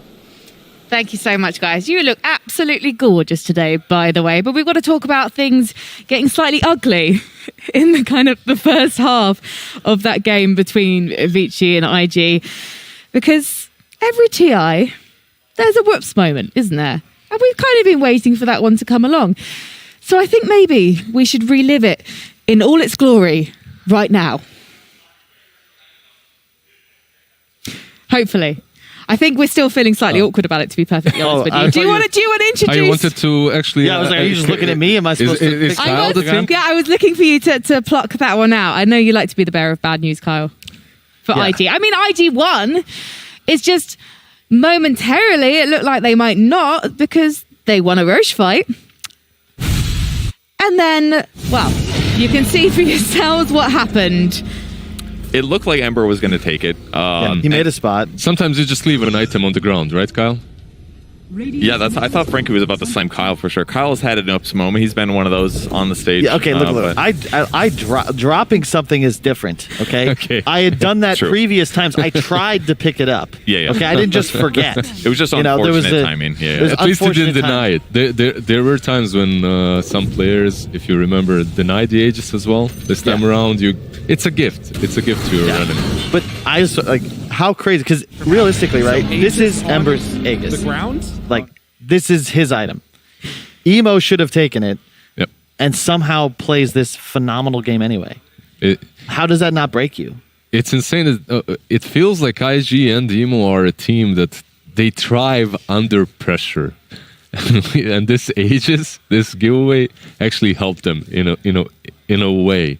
The top fight that came afterwards, that came after this Aegis being stolen by Old 11, was horrible for them. I thought that their whole game plan was broken, and it truly was. You could listen to their coach. He said their team is extremely greedy. This is going to be easy. It's not easy if you give them that Aegis, if you hand it over. Yeah. I just want to say how nice Lizard is on the desk. He's just like, yeah, them like not picking up the Aegis, that actually helped them win the match. Me asking stupid questions on the desk, he makes me feel better about them by trying to, give me an out. This man is too nice potentially for Dota too, but we're very grateful to have you here because IG potentially did look a bit shaky, actually, even before they forgot the Aegis in the first part of that game. I mean, Purge, was that something that you picked up on?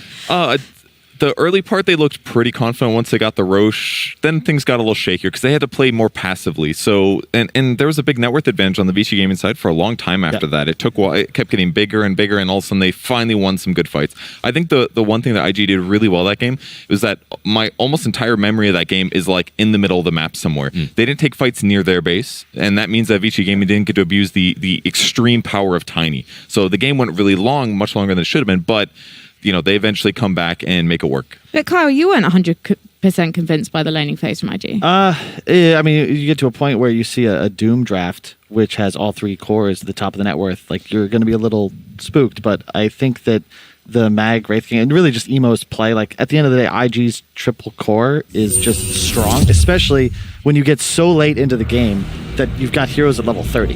Like, at that point, it's, as Dendy's always said, like, it's not, there's no thinking anymore. It's not Dota, it's just chaos. I mean, Emo absolutely caused chaos on that match, but in that game, I should say. The match is not done and dusted just yet, my friend. Carl, what did you make of the way that Emo was building his kit out? Oh, well, he bought a Blink Dagger, which is something that you would typically have done historically, but you just don't buy Blink anymore, right? It was a Maelstrom early, which disappeared. We were trying to figure out what happened. We believe he sold it to finish Scotty for the big Roche fight, but I think his usage of buyback, like specifically all-inning for the Rapier before that critical team fight where they take the win at level 30, his Remnant usage, like the way he's just killing Lion every single team fight, like I can't believe he's able to do that. It also forced VICI gaming into itemizing in a different way. Well, Aeon Disc, it's been popular for a year, then it fell off a little bit after the nerfs, but they had to get it. Multiple heroes on the side of VICI gaming got it. But when you think about VICI gaming and the Brewmaster, this hero actually was one of the top contested picks as a position 5 at the beginning of season 1 in the Chinese region. It fell out of favor. Teams figured it out, and it's very interesting to see VICI gaming go back to their biggest comfort zone at the main stage. It was okay in the early mid game, but in those later stages of the games, it definitely just doesn't feel nearly as good because as a support, you're less likely to get the Ags. You're ulti, right? And that's it. You can't hit this like really powerful like 30-minute time where you've got Ags, and maybe if you're doing greater refresher, then you get 4 splits. That's like oppressive. Yeah. So it just doesn't feel as good, in my opinion, that late game. I think it's also a bit rough against Phoenix because typically, you pop split and you don't want to fight into this draft anymore, but IG can just use Egg. And especially after the shard, like you don't really want to be in that area any longer, no matter what your supports are doing. So in general, it's just a really kind of classic game of Dota with the. Like I can't believe they left the Aegis in the pit. Like that you just shouldn't. How do you do that? They smoked out. Like they just forgot. They were making a move as if they had it, and there's like a global notification that this person has the Aegis. Old 11 got the email, got the memo. He jumped in. He snatched it. With that said, I think the one player we're forgetting though is Kaka on Clockwork. I feel like he was the guy that held those like mid games together. He got that crucial Lina TP interrupt on the top lane. He forced her BKB. It just felt like every time I'm watching, I just see Clockwork going somebody consistently, and a lot of times he would get out just barely. I think he had an amazing Clockwork performance, and that's the reason they were able to like keep the game going for long enough to make those really good plays later. Last pick, you got it. I do think it is fair to say that we can't count VICI Gaming out just yet, because it did seem like, especially in the latter half of that game, it could have been anyone's. And also, we have seen VICI now lose their first game, like for example against T1, and come back fighting and come back strong. And actually, although IG came into the main stage as the top seed, VICI don't seem to look far behind them, if behind at all, really. 100% not. In the last two majors, the series that they had, one was a wash 2-0, the other went all the way, and I believe we might see game 3 here as well. VICI Gaming is looking solid. Ori is beasting. Throughout the seasons, he's had some problems. He didn't look his best. DY and PYW had to come in, rescue him. I think it's a different situation right now. You're he disagreeing, just dropped aren't you? haha on the TI main stage in a lower bracket elimination final, then lost the game.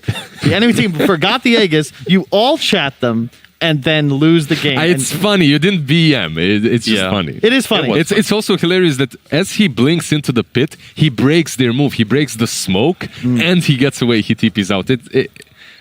And on top of that, I think he also played amazing on the Lina. There was some moments there where he was like melee range versus like these super terrifying heroes, and he actually just stayed alive. Like he actually had a really good performance as a whole. They just didn't win the game, so we're not talking about him as much. But we do want to see another 2 games from this matchup, surely. It'd be good. That was a really good match. I'd love to see 2 more. Awesome. Okay. Well, hopefully we're going to see 2 more. But right now, I'm wondering if we can actually hear some words from the captains themselves. So let's first of all check in with IG. Team IG's road to TI10 started with a bang, winning the grand finals in the Singapore Major in March. With Kaka, they're led by an experienced captain, one who has played in 10 majors and 5 internationals. After reaching second place in TI7, he's now heading to TI10 with a unique perspective and a roster of new teammates benefiting from that experience. Somebody just walked back up to him, and over the Hex, he was able to set him on to crit. The Hex into the stun. A question mark in the old chat. All right, I love that. GG's called. He was just standing there. All right. There we go, ladies and gentlemen. Spicing it up a little bit. 转眼间过了5年之后，现在称呼你一声卡师傅或者是老将也不过分，而队里也有比较多的年轻的选手。那你现在再和大家一起去冲击 TI， 跟以往会有什么样的心理上的变化吗？还是你觉得，我卡卡依然是一个非常年轻、有冲劲的年轻选手？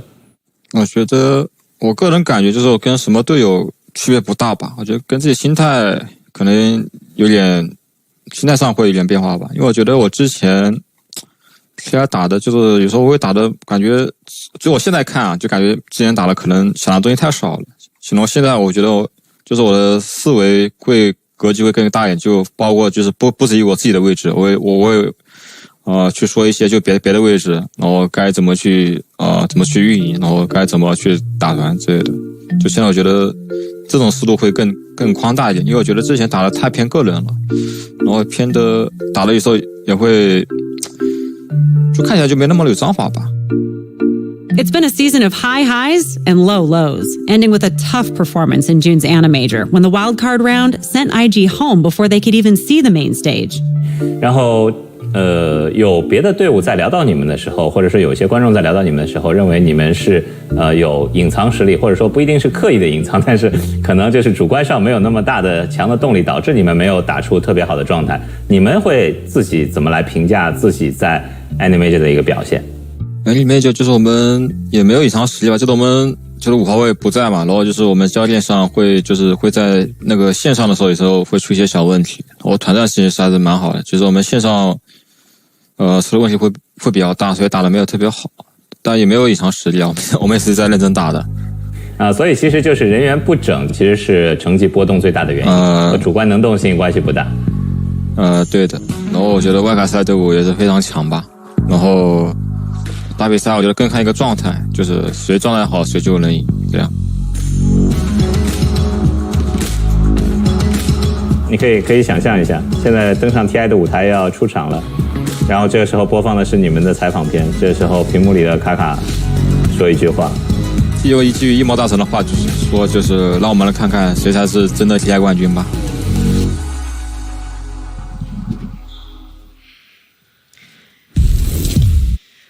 Well, Kaka will be relieved that he's got 2 more chances to lead his team to victory here on the main stage, but maybe they're going to do it in 2. One of the things about Invictus Gaming coming into this event, well, they were one of the teams that like to play the fastest and finish first, but sometimes it seems like, especially in the recent matches, Secret, for example, and just now, they may be playing a little bit more conservatively, or is that just me? Hard to say what's going on in their heads, to be honest. I think especially when you go up against a squad you have so much experience against, you're going to just stick to your comfort zones. That's why, again, like the decision from Emo to like buy Rapier, no buyback, like he just didn't have gold for it, right? He's all inning is such a cool idea. And I think that ultimately is what separates the teams that we see on Championship Sunday from those that we don't, is that you play to win the game instead of playing, to survive, fearful. Right? Conservatively. Yeah. Do you feel like the reason that Secret was able to take that second game and therefore the series in the upper bracket earlier this week was because IG just played too defensively? I would say that Secret went into game 1 like ready to know what was going to happen in the draft. They knew there was going to be a Lina, and they drafted a really cohesive strategy that heavily countered it, and they executed it really well. And that put Lina so far behind that she didn't even have a chance. So game 1 was like a wash as far as I'm concerned. I just felt like Secret was ready totally with the trap. And it's very difficult and scary to play against Puppy when he's had time to dissect your strategies and pick the right heroes. And that's the vengeful that Purge is talking about. Against that Lina, they just never had a chance. One of the joys of the match at T1 versus VICI yesterday were the support battles. DY and MPYW, are they kind of a key winning condition, Kyle, for VICI?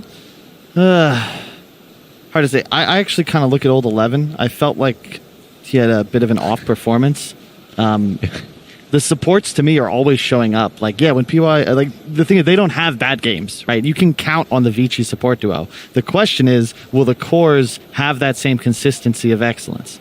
So in other words, yeah, it's on the cores. The support duo, they're the backbone of this team, as you would hope them to be. It's just, are we going to see our carry show up?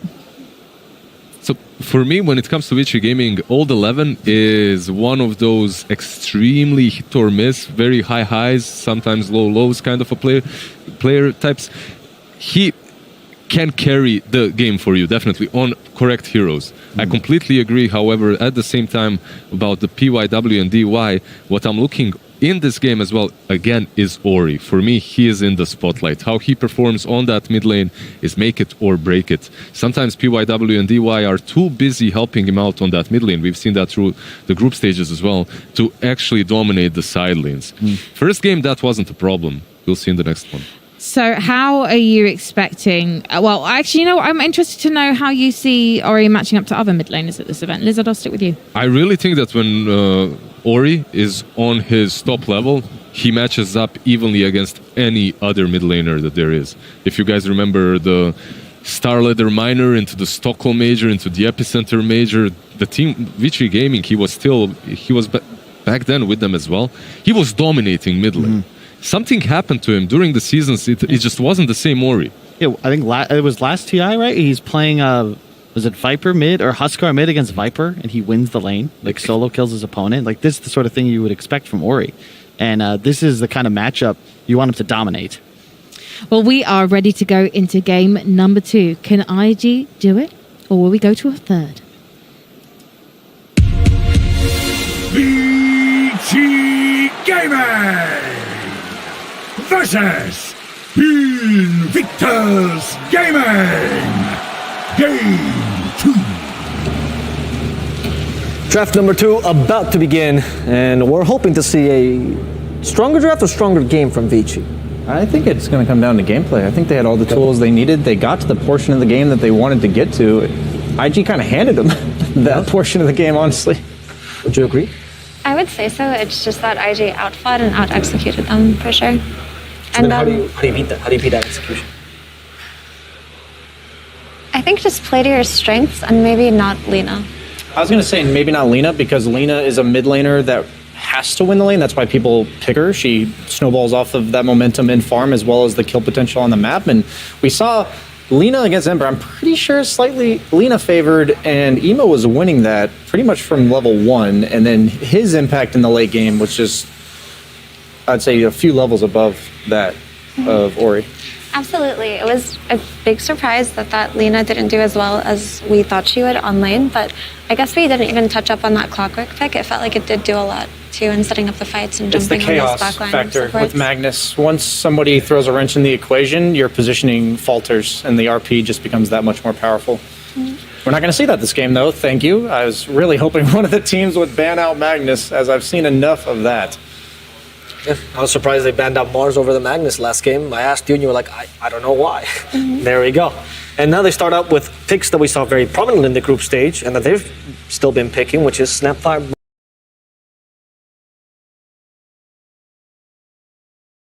Monkey King. How's this open? Well, to start with, I just think it's very interesting how highly IG value Phoenix, because I don't think we've seen another team place such high priority on this hero. True. And if you think back to Singapore, they actually just won with this hero in almost every game in the finals too. So not only is it a comfort pick for them, but it's a really creative way to approach the more durable tinies of this meta. So it's nice to see a different team with a different style of taking on. Seems like a nice alternative to IO, right? Because it doesn't get punished by the AoE. Like, it is a heal support that you're scary to go on these beefy frontline cores because of that Sunray. But instead of having to be tethered right next to him, getting caught by these RPs, these disruptor ultis, you're back at a safe distance. And you also draw a lot of attention to yourself with the egg. Absolutely, and don't underestimate the value of early points in Sunray, especially if you have a spirit player like Emo on your team who is always going for kills and always going for fights. Suddenly you go up in value as a Phoenix just because of the damage that you can provide something like a spirit hero, right? But of course the approach that VICI take to this Phoenix, or the Snapfire, is probably the best counter in the game. You just have to press little shredder and right click the egg and it dies. Of course there are play arounds to it, but it makes sense that it was picked here. Monkey King, we've talked about the vision that he provides and how useful it is and his flexibility before, so I don't know if we want to touch on that a little bit more, but the only other thing to comment about in this opener is the stuns are not really instant. There's Boundless Strike for the Storm Spirit, but that's about it, and it's dodgeable, like, if the Storm sees it coming.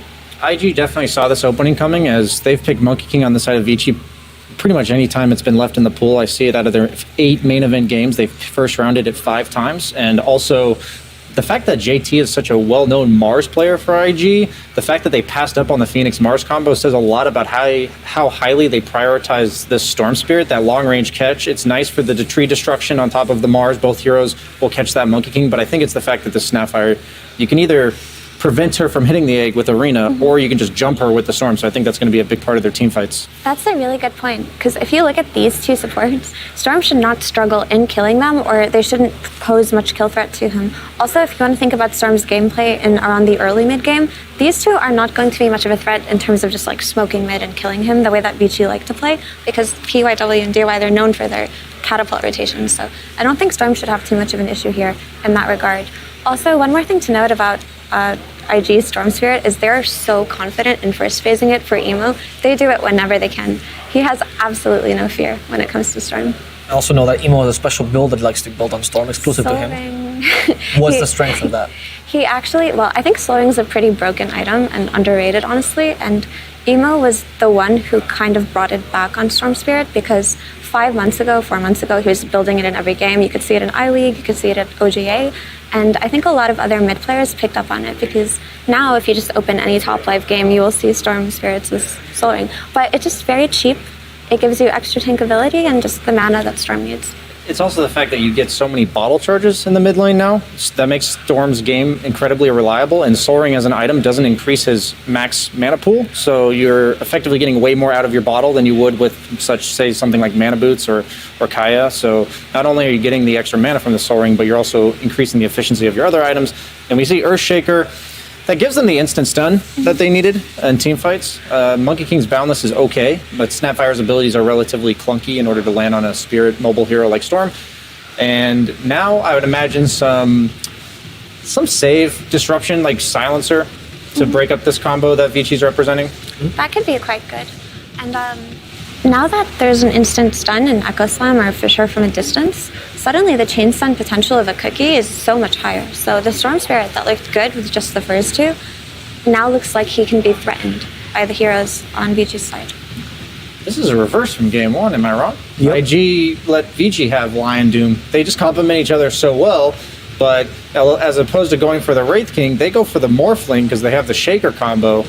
I think they were calculating that because Doom and Lion on paper are pretty good against Morphling. It's really hard to play without Lincoln's and BKB, and you also need the Ags. So there's a lot of items that he needs on the Morphling, but I just don't know if he's going to be able to get there.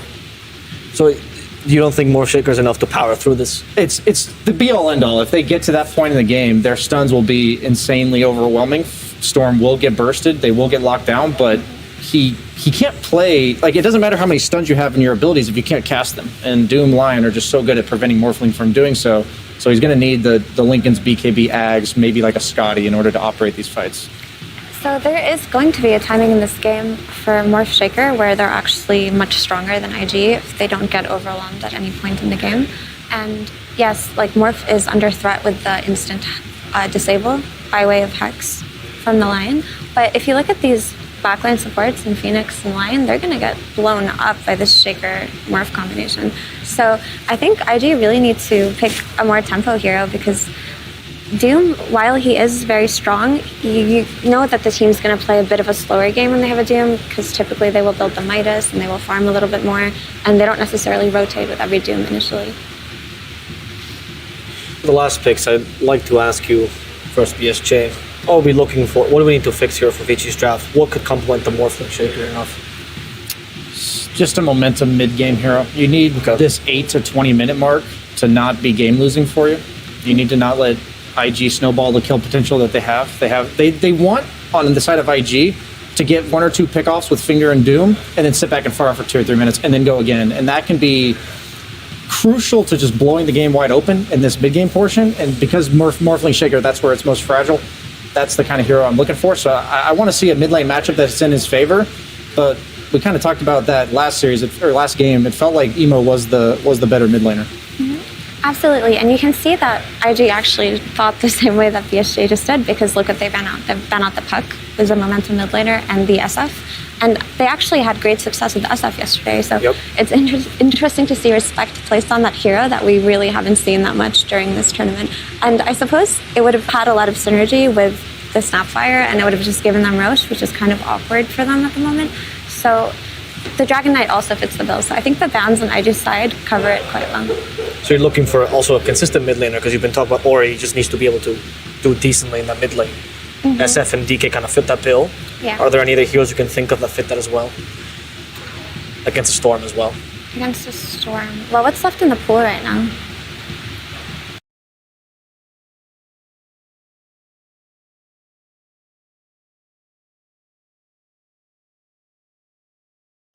Well, we got like an IG's pick first. Well, all right, sure. I think they might just go Void Spirit here. Okay. But Ori has, I don't want to call any specific player out, but Ori has been underperforming on his Spirit heroes compared to the other ones in this tournament. So it feels like they're shying away from them a little bit, which could explain why they wanted to go for that Lena draft. I would love to see Spectre or TB for IG. Spectre makes their teamfight execution way better. The chaos against combos is always nice, and then TB's just, he's not the best individually against Morphling, but they needed a lot of tower hitting and a lot of wave there, so they go for the Spectre.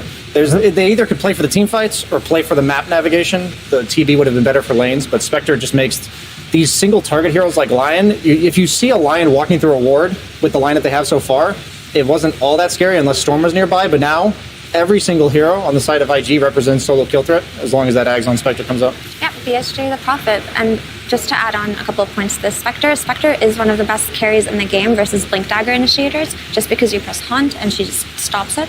So that makes the Shaker pick go down a little bit in value, and also she can scout out the Monkey King in the trees. Might be a Lesh game, maybe? I was thinking that too, but it's also one of Fly's like signature, right? We always talk about he wants to carry the game, but also wants a team fight. Spectre does exactly that. TB, much more of a farming-oriented hero. But I actually like the Leshak pick. I was thinking the same thing. Lesh or TA, something like that. But Lesh against Spectre is really bad, though, is the problem. I think Leshak would die a lot here. There's not really any kind of synergy or hero to save him. If he gets jumped on by the Storm, followed up by Haunt, he's just dead. Yeah, so I don't want to see that hero particularly. The thing is, it looks like they should go for Void Spirit, but not only has Ori been not doing too hot on it, they might lack some damage in the early mid game if they do go for Void here. So they're taking their time thinking about this one. We're seeing they're taking their time here. Partially, perhaps they are considering the idea that we need a consistent mid laner as well, something that can't go badly, but also a tempo. It doesn't feel like there's anything that really fits this bill for them just yet. Do something that makes early moves, and the only reason I mentioned Lesh, it's not the best for a Spectre, but you need a tower hitter as well. Morphling can't reliably building siege for a long time.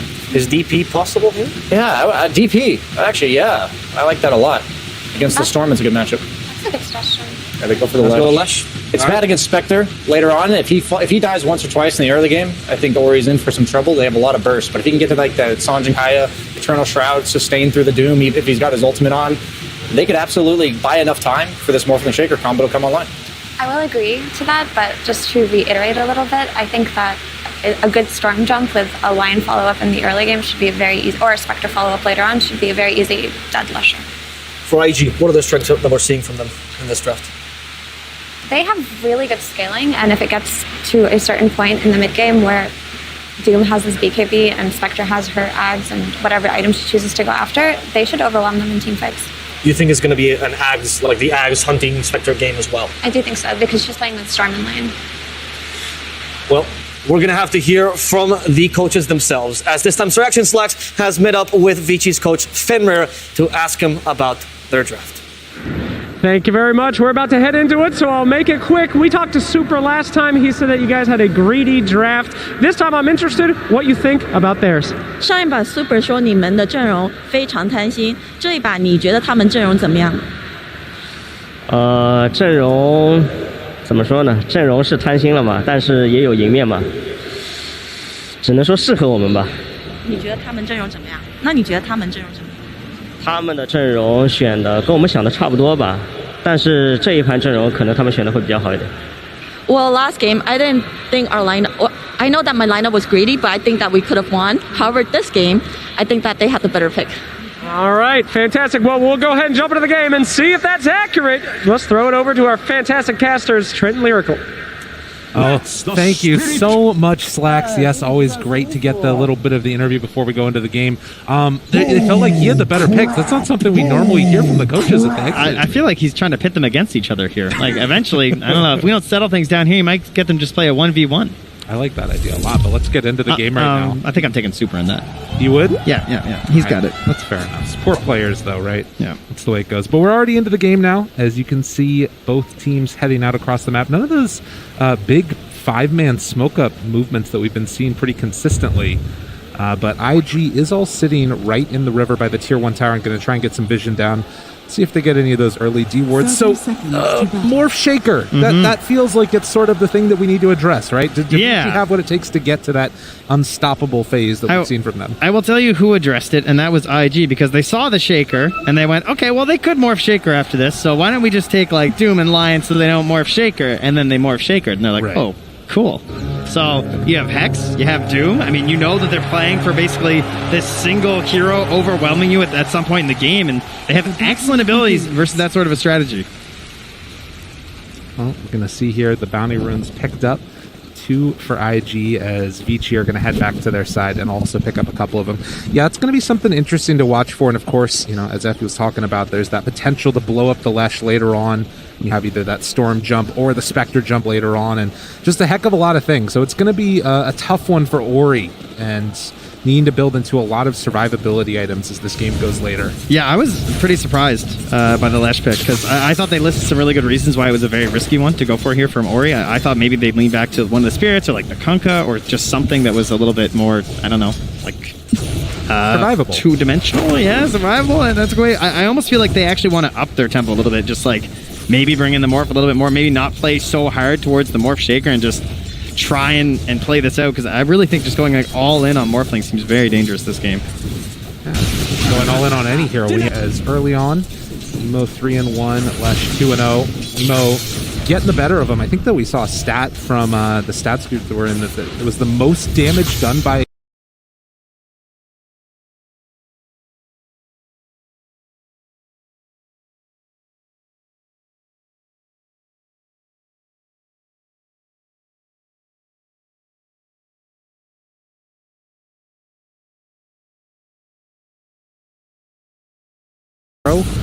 at least throughout the entire tournament by his Ember Spirit, and maybe potentially one of the ones of all time as well. He just absolutely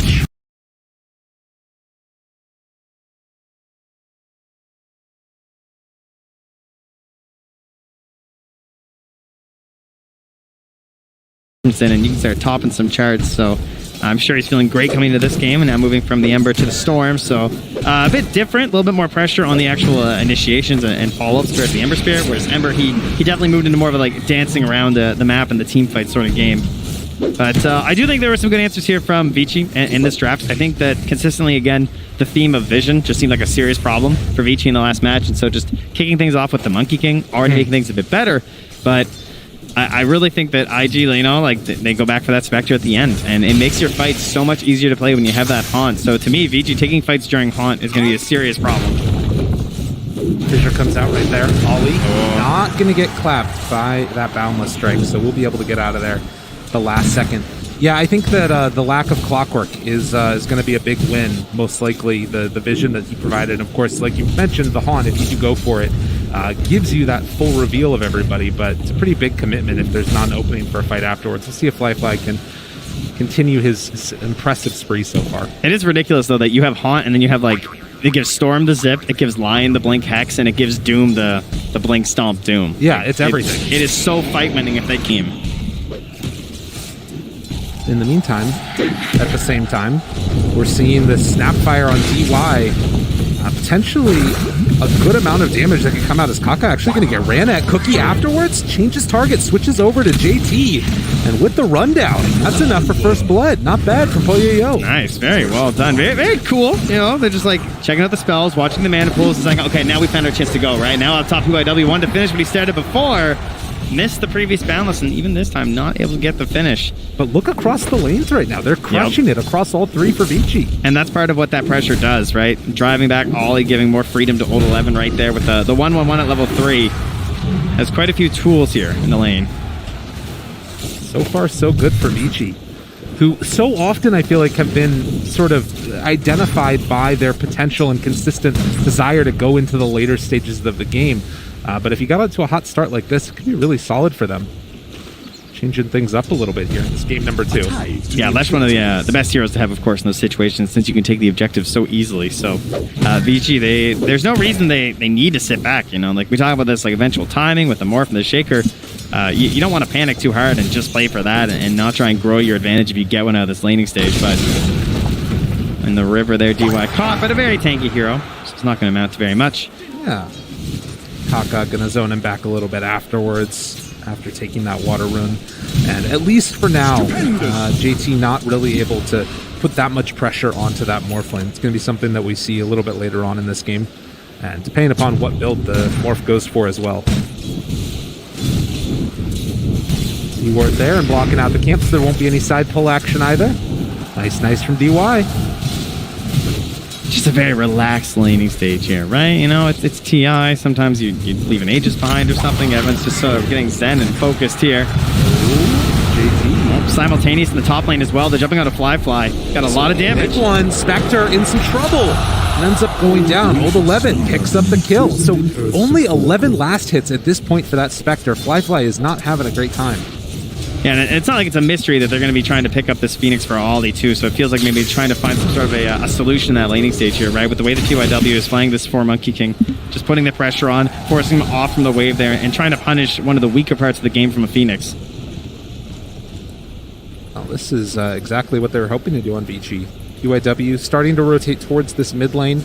Obviously, the 6-minute mark is incredibly important for rune potential, but having just hit level 6 on the Storm, this is going to be a tough kill if they try and go for it. Boundless Strike into the stun. Do they have enough, though? The zip comes afterwards. Emo actually sticks around for a second. Decent lasted. And getting the tower hits also onto PYW. Dude, Emo is not afraid in a little bit. He actually just got all of those. And turn now onto TY. Gets the kill. Not bad for JT. But as you said, like, yeah, you don't get the kill because he's level 6, but it's still a lot of pressure. And of course, we're moving on to 6 minutes now. So moving to that top rune, TYW going to battle out with Ollie, but Kaka has to come and get the coverage on the bottom lane. Unfortunately for them, though, it is top, so unable to give it to the Lesh, unfortunately, but DY is going to put the TP in after that death in the bottom lane. Come fill up his mid's bottle. Yeah. So a slight lead all across the lanes. The main one that's hurting right now is Fly. And obviously without a Magnus or anything, there's no catch-up potential necessarily. Man, that is rough. They've done an amazing job in this top lane. Yeah. Really putting that pressure on. As Emo farming in the jungle, no bottle, and is going to have to walk home after clearing out that stack. Yeah, and Fly, you know, on the Spectre, not the hero you really want to be heading to the jungle to on the earlier end, right? You cross your fingers to the chip vest at this point, hoping for a comeback mechanic. And look at Old 11 just feeling so confident, dragging the wave with them too. Just like, yeah, you want to turn and fight me? I'm level 6. Yeah, he's got that Echo ready. If anybody shows up, they get blown up.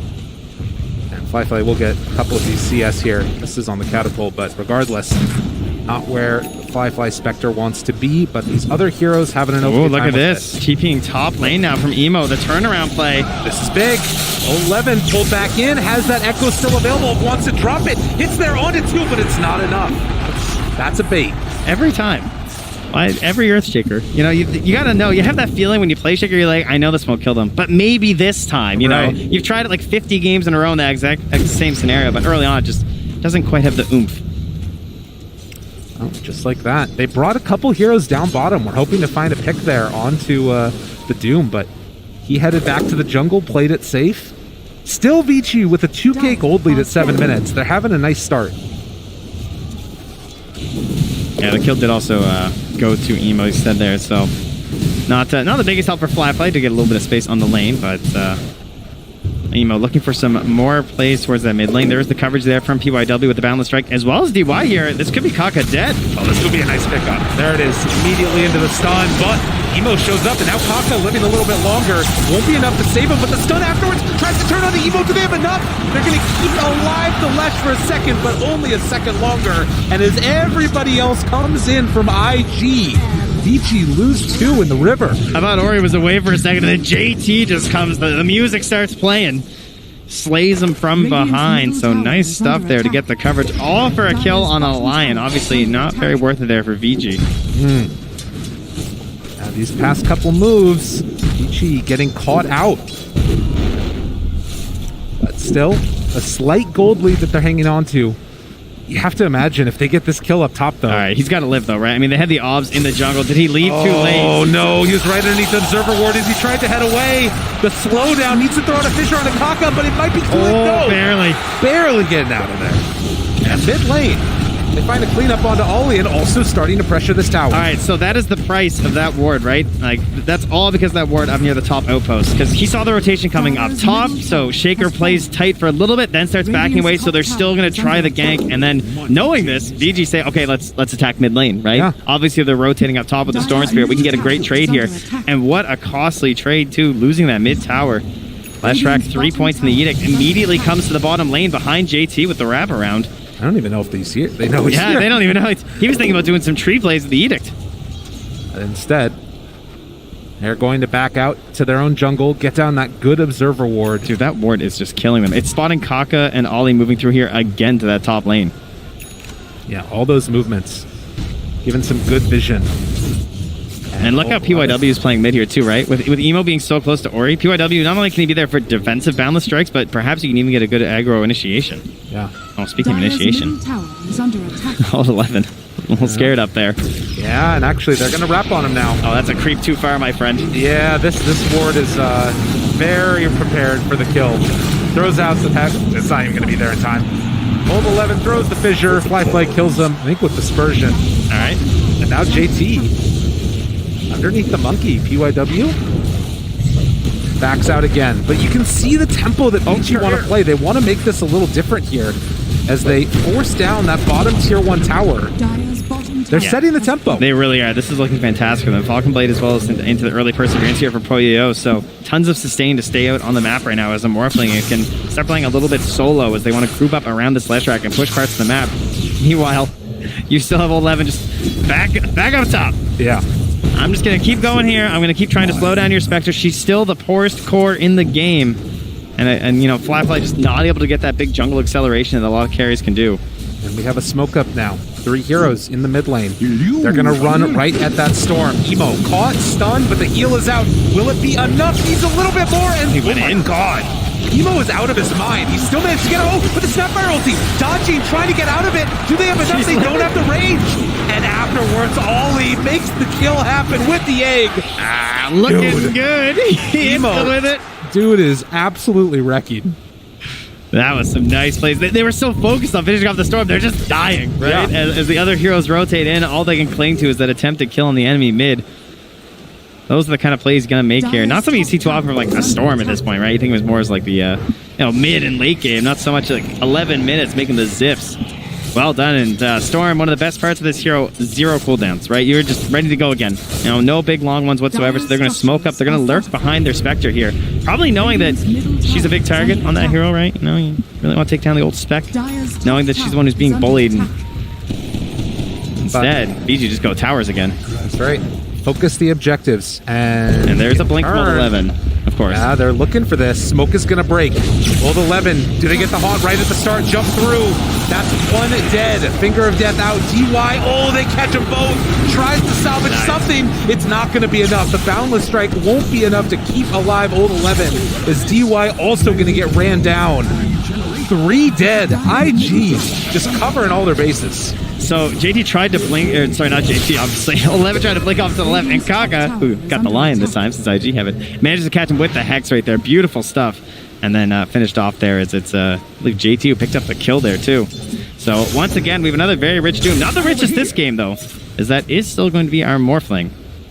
Something that VICI can hold on to. They're pushing these towers still, getting that done. They are moving IG around the map a lot, but they're still succeeding in a lot of these kills, so they're not the most punishing rotations. It's 10-4, but it's still a gold lead right now for VICI. Bringing in the Shaker.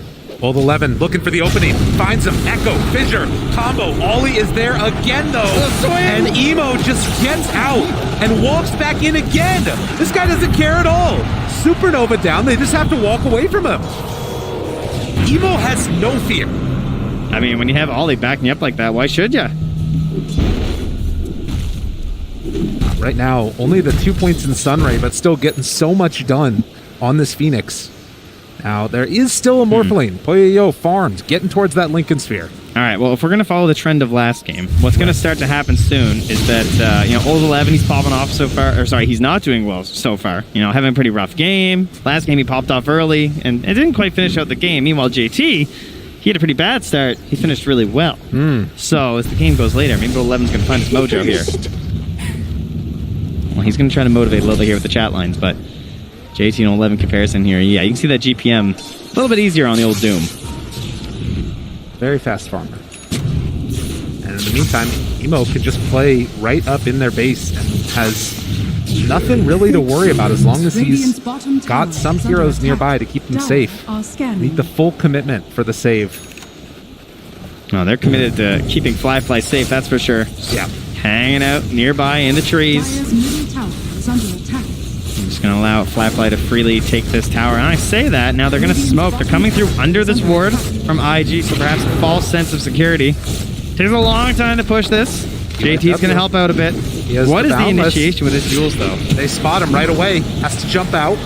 They don't have Old 11 here, though. I mean, this is the Blink Dagger Shaker. Kaka Waveform in, turns over, able to get the Earth Spike. That's the Lincoln's reveal. And now Old 11 showing up, jumps in, catches them both, and they got the combo coming in for the Snapfire afterwards. Fly in trouble. VICI, they played it perfect. Very well done. The time taken to actually finish off that tower really hurting them there. On the side of IG, they just throw everything they had at them. The way they perform that fight too, right? PYW sitting in the trees, giving them the general idea of what's up, and then he almost like baited them to the left. As he starts running away, they're like, oh, can we get a catch on this Monkey King? And suddenly, out of the smoke comes Ori, and that's when the panic set in. 7 to 10. 2K gold lead, and Emo getting closer to that Orchid. Yeah. As the 2 Oblivion staff's done. Part of the reason he wasn't down there, right? He's farming that up, trying to get that first big item for himself. And being a Storm, he'd also love this 16-minute room, but they can't find that, unfortunately. Huge for Storms to try and play around that, and it's going to be an invis for Ori. With that Orchid coming out, where do IG want to go? We've still got, obviously, a long time until the Morph Shaker combos are going to start coming out. He is building into the Aghanims right away, though, not opting for a BKB first.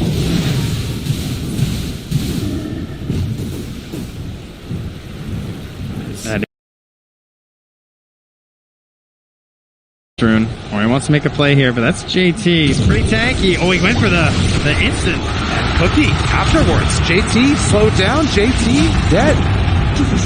Good catch for that kill. Didn't end up mattering. Yeah. Monkey King scouting around that area as well. Just cosplaying as a courier for a moment. But yeah, IG, it feels like they've kind of got a weird timing, right? Because on the one hand, you've got that Orchid ready, but Aghanim's still ready in the mid lane. Away. They jump Old 11 here, too. That is a nice one for him. Finger of Death out, and actually going to even use the Haunt for that. Yeah, just doubling up and making sure there wasn't any like support nearby, I'm sure, or like hoping there obviously was, because maybe then Emo can extend the fight into a second kill. Tower still pretty healthy. The actual tower push very weak right now from IG. It's never really going to get much better with these heroes either. That is perhaps one slight issue here for IG in this game. Is that obviously that's what punished them in the bottom lane, and without a catapult, it's pretty tough for them to keep this pressure up. Emo's going to do his best, but Poyo's trying to pull the wave, and now here comes PYW with the smoke. Looks for it, Kaka there. He doesn't hit on the stun! Oh, what a great combo! They back out of there just in time, and Kaka didn't have vision for that stun. Ori dodging back into the trees, and now they're going to find Kaka for a follow-up kill afterwards. Very well played by VICI. It's tough because you see Emo playing so well, but part of that is because he's taking so many risks, right? And eventually you're going to get caught in the mousetrap. And that time, he most certainly did. Very well done here, but it's that lack of push that I feel like they're not even respecting their own lack of push. Like, still just trying to force that tower and just... I mean, this is why Monkey King has looked so good at the International, just helping to set up in those really long-range boundless strikes, helps combo anything. And a great catch there from Ori in the trees. And now, with the tier 1 towers taken, this is always the big testing point, right? Like, you can find these kills on VICI, you can turn them into the tier 1 towers very easily, but getting that second tier objective has been real test of, you know, if the teams can kind of push themselves that next level, and it's not easy. And instead, for the moment, they find the jump now onto Morph. Not going to be able to get anything afterwards. Got the shift off, so huge panic. That was a smoke used here. So in order to get those tier 2 towers, what do? We take Roche. Oh, link back. Kaka almost gets him. Nicely done. But that tends to be the focus after, right? So you see the vision already being laid down there up top here from VICI. DY pushing out that lane, some obs. This sneaky ward that VICI used quite a bit near that pit as well, where it's kind of like hanging on the cliff there. Very well done, looking down into the river. Always so important to be able to scout out those fights before they break out. And for now, IG just waiting for that haunt, though. It got the Ags, but it was still 90 seconds away from the haunt, so after that, Fly's just been farming it up here. And you imagine that JT probably really wishing he had that Blink Dagger here, too. Has the BKB, so if it's an aggressive fight from VICI, can maybe just like get in there onto the best possible dude target. Up top, though, Kaka, he gets aggroed on. It's the Morph for Poyo. That's beautiful. Very nice, Kaka. How do you like it? Keeps on catching him with that one. And this is, you know, a big problem. The Lion needs to be that one initiating on top of them. And the worst part is you don't have a recourse. Like, what are you going to do? Like, the timing's just not going to be there for you to get through the Lincolns and cast a spell. Yeah. Have to be, like, instant on it or preempt it to some extent, which is incredibly difficult. But in the meantime, VICI continue to hold this area. They've got some pretty solid minus armor and DY heading into the pit. Are they actually going to try and take this now? It doesn't look like it. It seems like Polio is not quite as confident here, and also a wave near their mid tower. Luckily, don't want to make that trade for free. He's 500 gold away at this point from getting that Aghanim Scepter on the Morph, which can open up the game that much more quickly. And they do still have some really good control on IG. You know, you've got that Orchid ready, you've got Doom still, even though he's still a little ways away from that Blink Dagger on JT. Look at that scan from Old 11 too, though. He actually just scanned the trees near himself up top there, so not a great idea from VICI as to what IG are actually doing. They're just wondering, like, surely they're coming for someone, but who is it? And, well, the answer is the mid lane. Don't want to go into that Linken's. Ori has the fresh BKB and the Yules. They break the smoke. Hawk comes out. They jump immediately onto Morph. Not going to catch. Old 11 now backing away. They catch Ori. But maybe the counter initiation play with the BKB out. They could have this. Supernova used. VICI, do they want to chase? Old 11, he's got Blink Fissure in 7, but it's too far away. And now they have that Ags done and also a Tome coming out for Poyoyo. So he's going to also have 18 most likely. Ollie using that egg, probably saving Emo, as he did get stunned up in the middle of that there, and no real defensive item to help other than this Essence Ring. Here we go. So often, this has been the combo that feels impossible to deal with. Yeah. You get the double Fissure, double Enchant Totem, amping up the damage from Poyoyo, and the amount of control and the power spike that you hit on VICI, they got to get something here. I feel like this is the fastest one I've seen at the event, at least from casting. Like, I've seen quite a few Morph Shaker games, but for it to be ready at like 21 minutes like this is terrifying, especially because Shaker has the BKB, and at least for us, when we were casting all these matches, it's been the 4 Shaker, and you're struggling to get even just the Blink Dagger, and that makes this combo not nearly as impactful. But with Old 11 being on the core Shaker this game, having the Blink, having the BKB, this is a frightening scene for IG, and gotta imagine there's a lot of pressure on JT, but he has that Blink, he has the BKB, so perhaps JT can do it again here with the Dooms. It's going to be important that they make that happen, but the tier 2 tower they're going to have to give up in the top lane, which looks to be claimed here in just a moment. Because that is one thing that you can sometimes do, right? Is we've seen teams go for, like, you know, a Haunt play or something like that and then kill the Shaker, and then there's no longer that combo. But in this instance, with the BKB on it, the Restraint becomes a lot harder, or Shaker a lot harder. You might see some of the plays that they've been trying here too from VG. The last time that Haunt came out, they tried to pop a smoke in the backline for the support, so trying to almost like force the Haunt in from Flyby, just be like, all right, well, you know, what's going on here? So they've already thought about a couple of counter plays, and now we have the Force Staff done for DY as well. Help it break up any of the chain stuns, also just disengage Poyo in certain engagements too, I'm sure. But they're just going to keep knocking on your towers. We've talked about this, the lack of push here. Oh, down bottom. Solo, why not? That was huge. They blow him up there with that Fey Grenade. That's the combo you need, and given the tip, that's a huge kill. Mean, they said Spectre was hoping for a chip vest earlier, but you're always hoping for the Fey Grenade here with the Morph and the Shaker combo. The Shaker absolutely loving this thing. You get the totem damage on the throw. And moving on in, trying to hold this high ground. They put their hopes into Poyoyo and jump in. There's going to be the cookie afterwards. Do they have enough? Waveform through, bringing down JT. Has to pop the BKB, run away. God, that was so sick. The Boundless to stop the initial cast of the Doom, and then Poyo throws the Linken's on top of Ori, and so JT's just like, okay, well, I guess I just keep out of here now. Yeah, at least he didn't waste it, right? Yeah. But excellent. Just like, they know the stack of how the fight's supposed to go, right? They can see all the spells in the order that IG want to go for, and you're just trying to disrupt that. Well, this is one of those moments where, you know, you put the game into Poyoyo's hands and hope that he's going to be able to hang on to it. Well, there's that. I also just think that Ori's also having a really nice game, too. Like, jumps in. Can they break the Linken's, though? It doesn't matter. The double Fissure, and now the chase down the Enchant Totem. JT pops it, turns. Do they have enough, though? Old 11's coming through. He's got with the Aegis, they just don't want to go for it. Poyo Waveform tries to get him. Adaptive Strike, not quite going to be on the mark. So JT gets away. They've got to wait out that Aegis.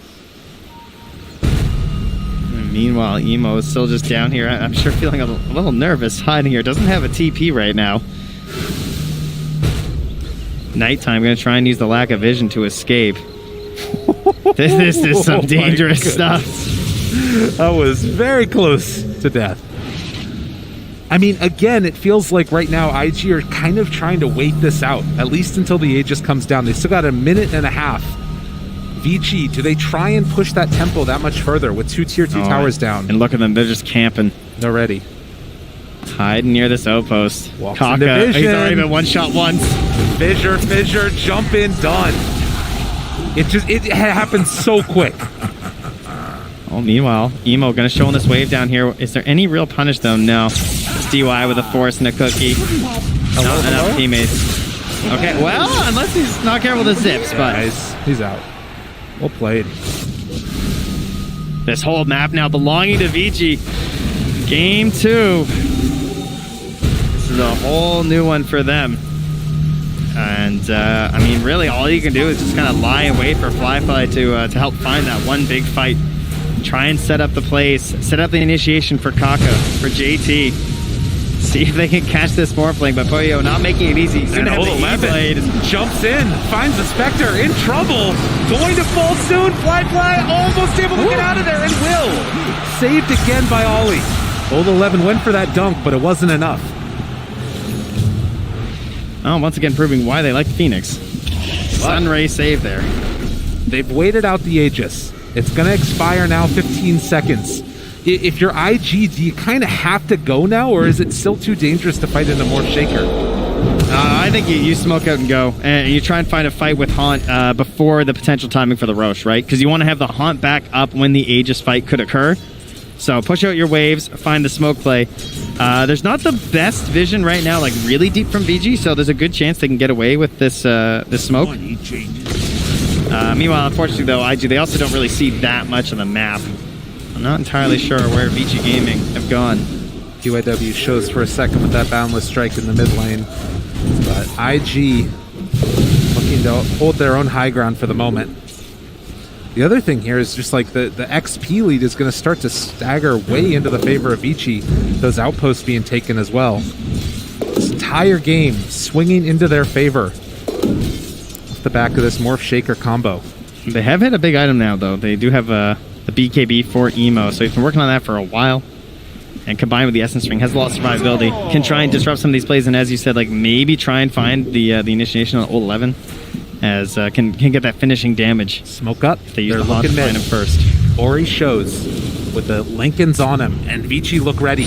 Jump in, Kaka breaks it. Now the turn. Fissure out. Doom on to Lesh. Isn't going to be enough though. Wait for him through. Emo wants to get a target for the kill. They get one. No buyback on Ori, and the damage on to VICI. He died. Wait a minute. What? They just evaporated. No buyback on any of them. Huge win for IG. Man, I don't know. JT and Kaka are just so quick on that. I feel like we see this all the time, but placing that ward down and just jumping in the mana drain into the Hex, into the Chain Stun disable, into the Doom there too, just absolutely no chance. And then on top of that, to find the non-shifting Morphling was just like a massive bonus. You know, he's got a lot of tools here, but he does not have a Dispel. So getting pulled and orchided there for the kill from Emo. Wow. In the meantime, Old11 trying to find a little bit of retribution. Will go for the TP out. Does manage to escape after that Shadow Step. That is a frightening amount of damage, though. It's true. Manta being ready there from Flyfly. I would say impressive how Flyfly's game has gone. Like, think about where you've seen Flyfly in this match. Basically, like the safest possible farm. Nice solo pick there. Emo utilizing that DD rune to keep them in the game here. But Flyfly, I mean, lowest score in the game for sure, but I think recognizing just how important it is to number one, not drop any further by just getting, like, you know, picked off and feeding, but number two, always be ready and set for that Haunt, because it's so crucial to how they want to find these engagements and eliminate this double threat of the Morph Shaker. And you saw in that last one, I think, how important it is still to get the BKB on Morph. You know, the fact that Poyo could just die to those two disables, and the fact that it's all on him, right? Like, you need this BKB to make sure you don't get chain stunned and to make sure you're constantly keeping on top of them. And so a little ways away from it, probably won't go for another fight until Aegis, or rather another high ground push until Aegis. Old11 drawing a sort of like stalking wraparound play here, but it's like they're not sure if they want to commit to that. Arcane energy. But just going to keep that pressure on. Has that Aghanim Scepter done.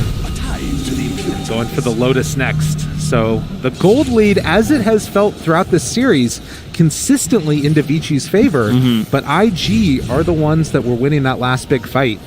And Emo, the one that's setting the tempo. Oh, it's going to be a very tension-filled couple of minutes here. It's a really long respawn. Oh, they spotted that one. Got him. Quick and easy. Emo, he's a player. You know, they're actually pinging like, oh, they have a ward up here, but I don't even see a ward. I'm not sure if that was just a, like, you know, they always do this sort of play. Yeah. Radiant are scanning. Just understanding inside the heads a little bit right now. 2 minutes away from Roche. Emo going in to check it. And in the meantime, for VICI, it feels like they've really stalled out. You know, they got this big item timing combo very early on, took down some tier 2 towers, but these last couple of fights, things starting to feel a little bit scary for VICI here. Yeah, and their team fight's pretty empty if they don't have the Morph and the Shaker together, so Morph also doesn't want to be like on the other side of the map right now farming up this BKB, so everyone, it's like a giant gravitational pull towards the Roche pit in these moments, particularly at TI, it feels, you know. No one wants to make that mistake, miss that crucial engagement, and so the farmer speed is going to slow. They have to give everything available to Poyo here to try and get that BKB before that fight starts. And they're going to be very fortunate that it's still another minute away because this BKB can be the massive difference here, especially if they go for the Doom onto the Leshrac again.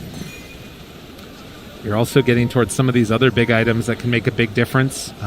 Shiva's pretty soon on the Doom, as well as Scotty being worked on for Fly to help mitigate that regen that you get from the Morph when you're swapping between the two forms. So it's going to start to become more likely that they can kill Poyo. He doesn't have that BKB. More and more of these items will get picked up. Oh, IG once more going to try and control the vision game here, though, by having that gem onto Kaka. So they can clear up and just ensure that, like right now, we know there's no wards, obviously, on that side, but this is giving them the confidence, too. Smoke. And especially if something gets dropped down here when they want to look for that high ground play. Fly, they got vision. They want to go on him, though. Killing that Spectre is so difficult.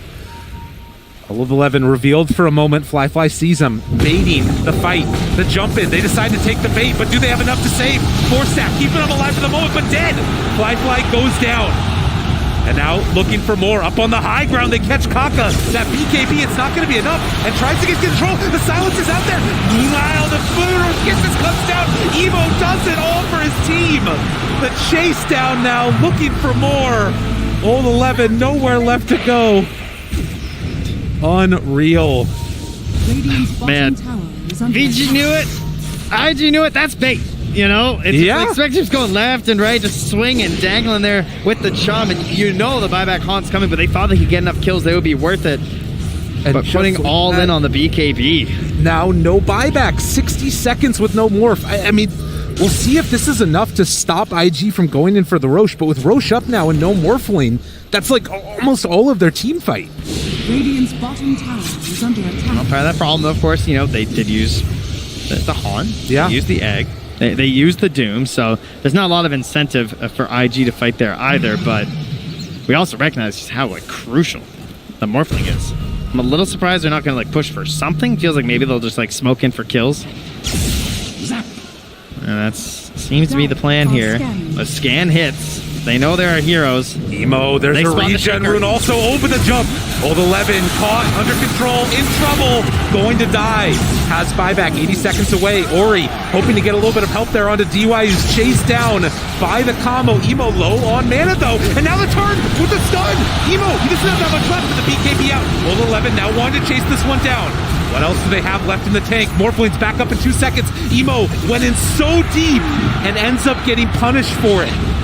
What a now great the chase fight. down. And looking for Kaka. The chase is there. Morph is there for the finish.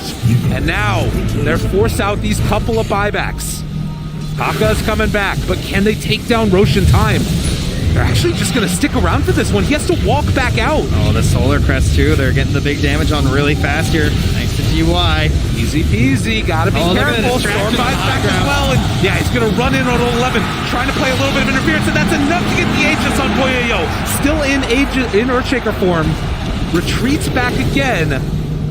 And that is enough. Man, VICI got away with one there. Old 11 just throwing his body on the line. Yeah, very dangerous fight there. Whoa, they came back. Turn and the egg. The BKB out. He's done. Evo tries to salvage this with Ori dead.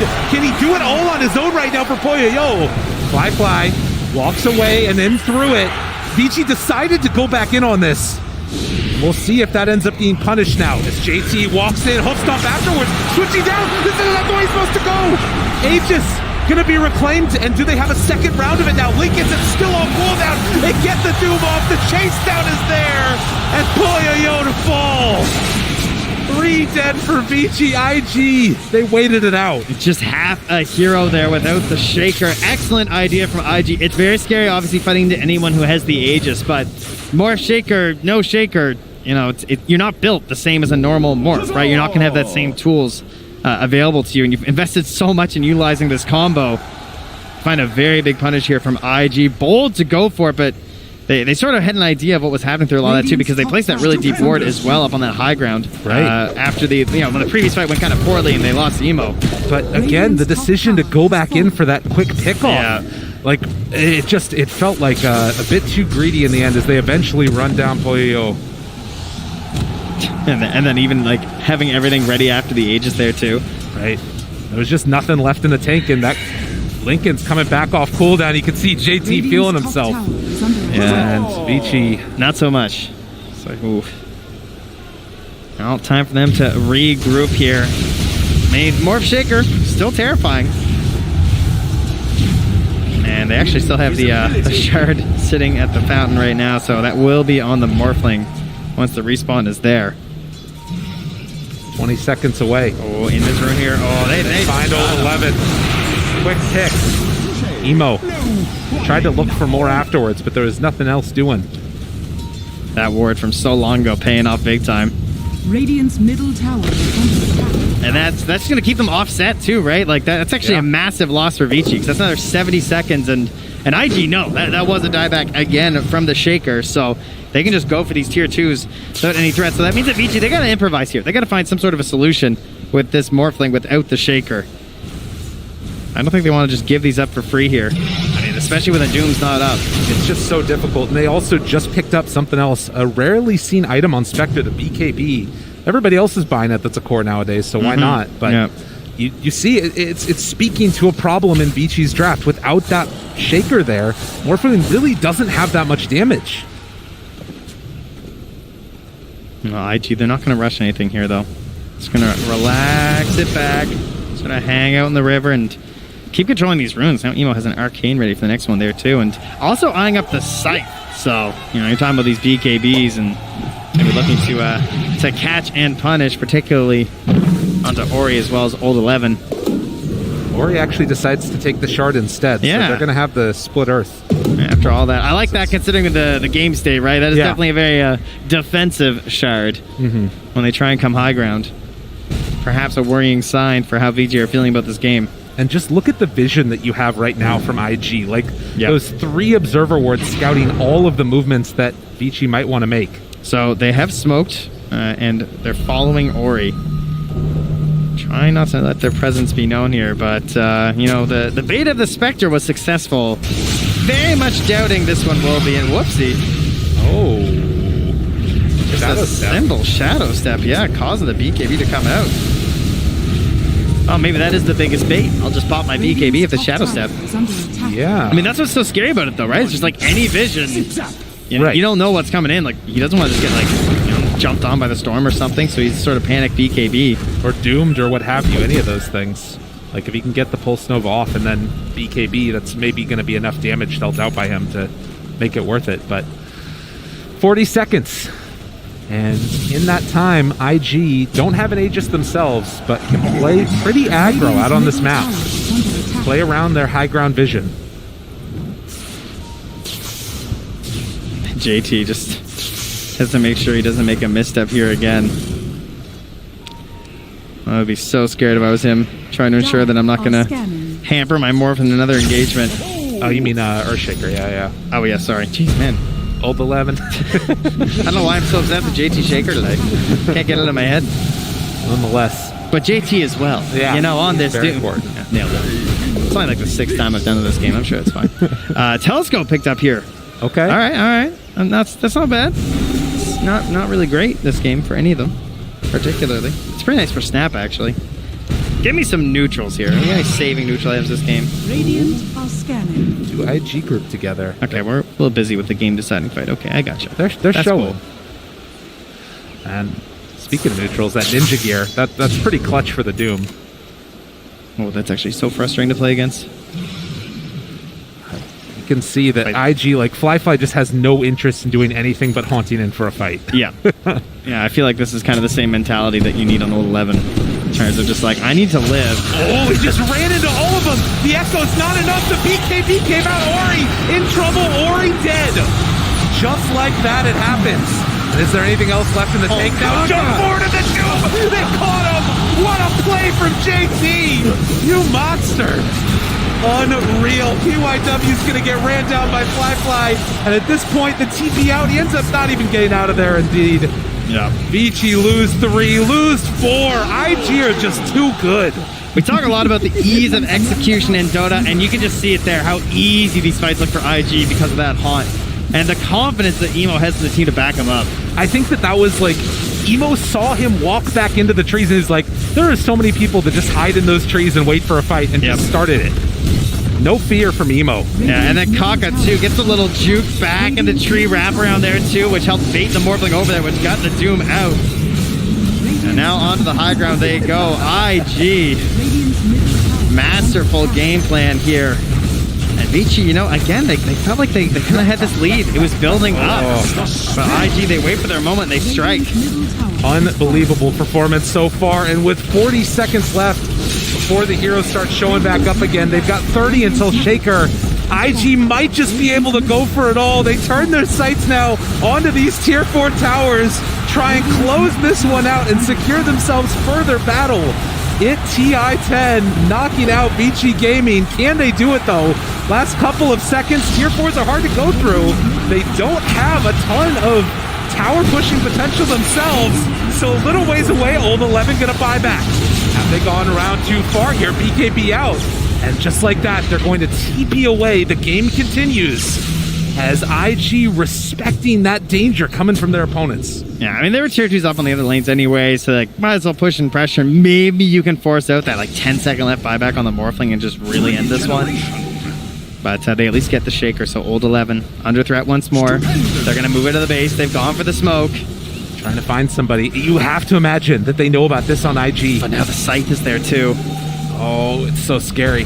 So much control. Jumps in. Emo has a Fissure opening. Maybe an opportunity. Waveform through dead. That's one. Kaka breaks the Lincolns. Now looking for more. Jumps through. Tries to catch for the kill onto Kaka. Switching back into the other form. Snapfire ultimate coming out as Emo turns now onto Old 11. Tries to kill him up with a 4 steps to the low ground and gets away. BKB out, but the Fissure not enough to keep him alive. Emo out of mana, but the jump back in. JT catches him again. The Doom is out, and they try and stop this. Ori runs in as the last, but he just doesn't have enough. He'll kill Kaka, and actually, with Fly walking back in, they might be able to do something.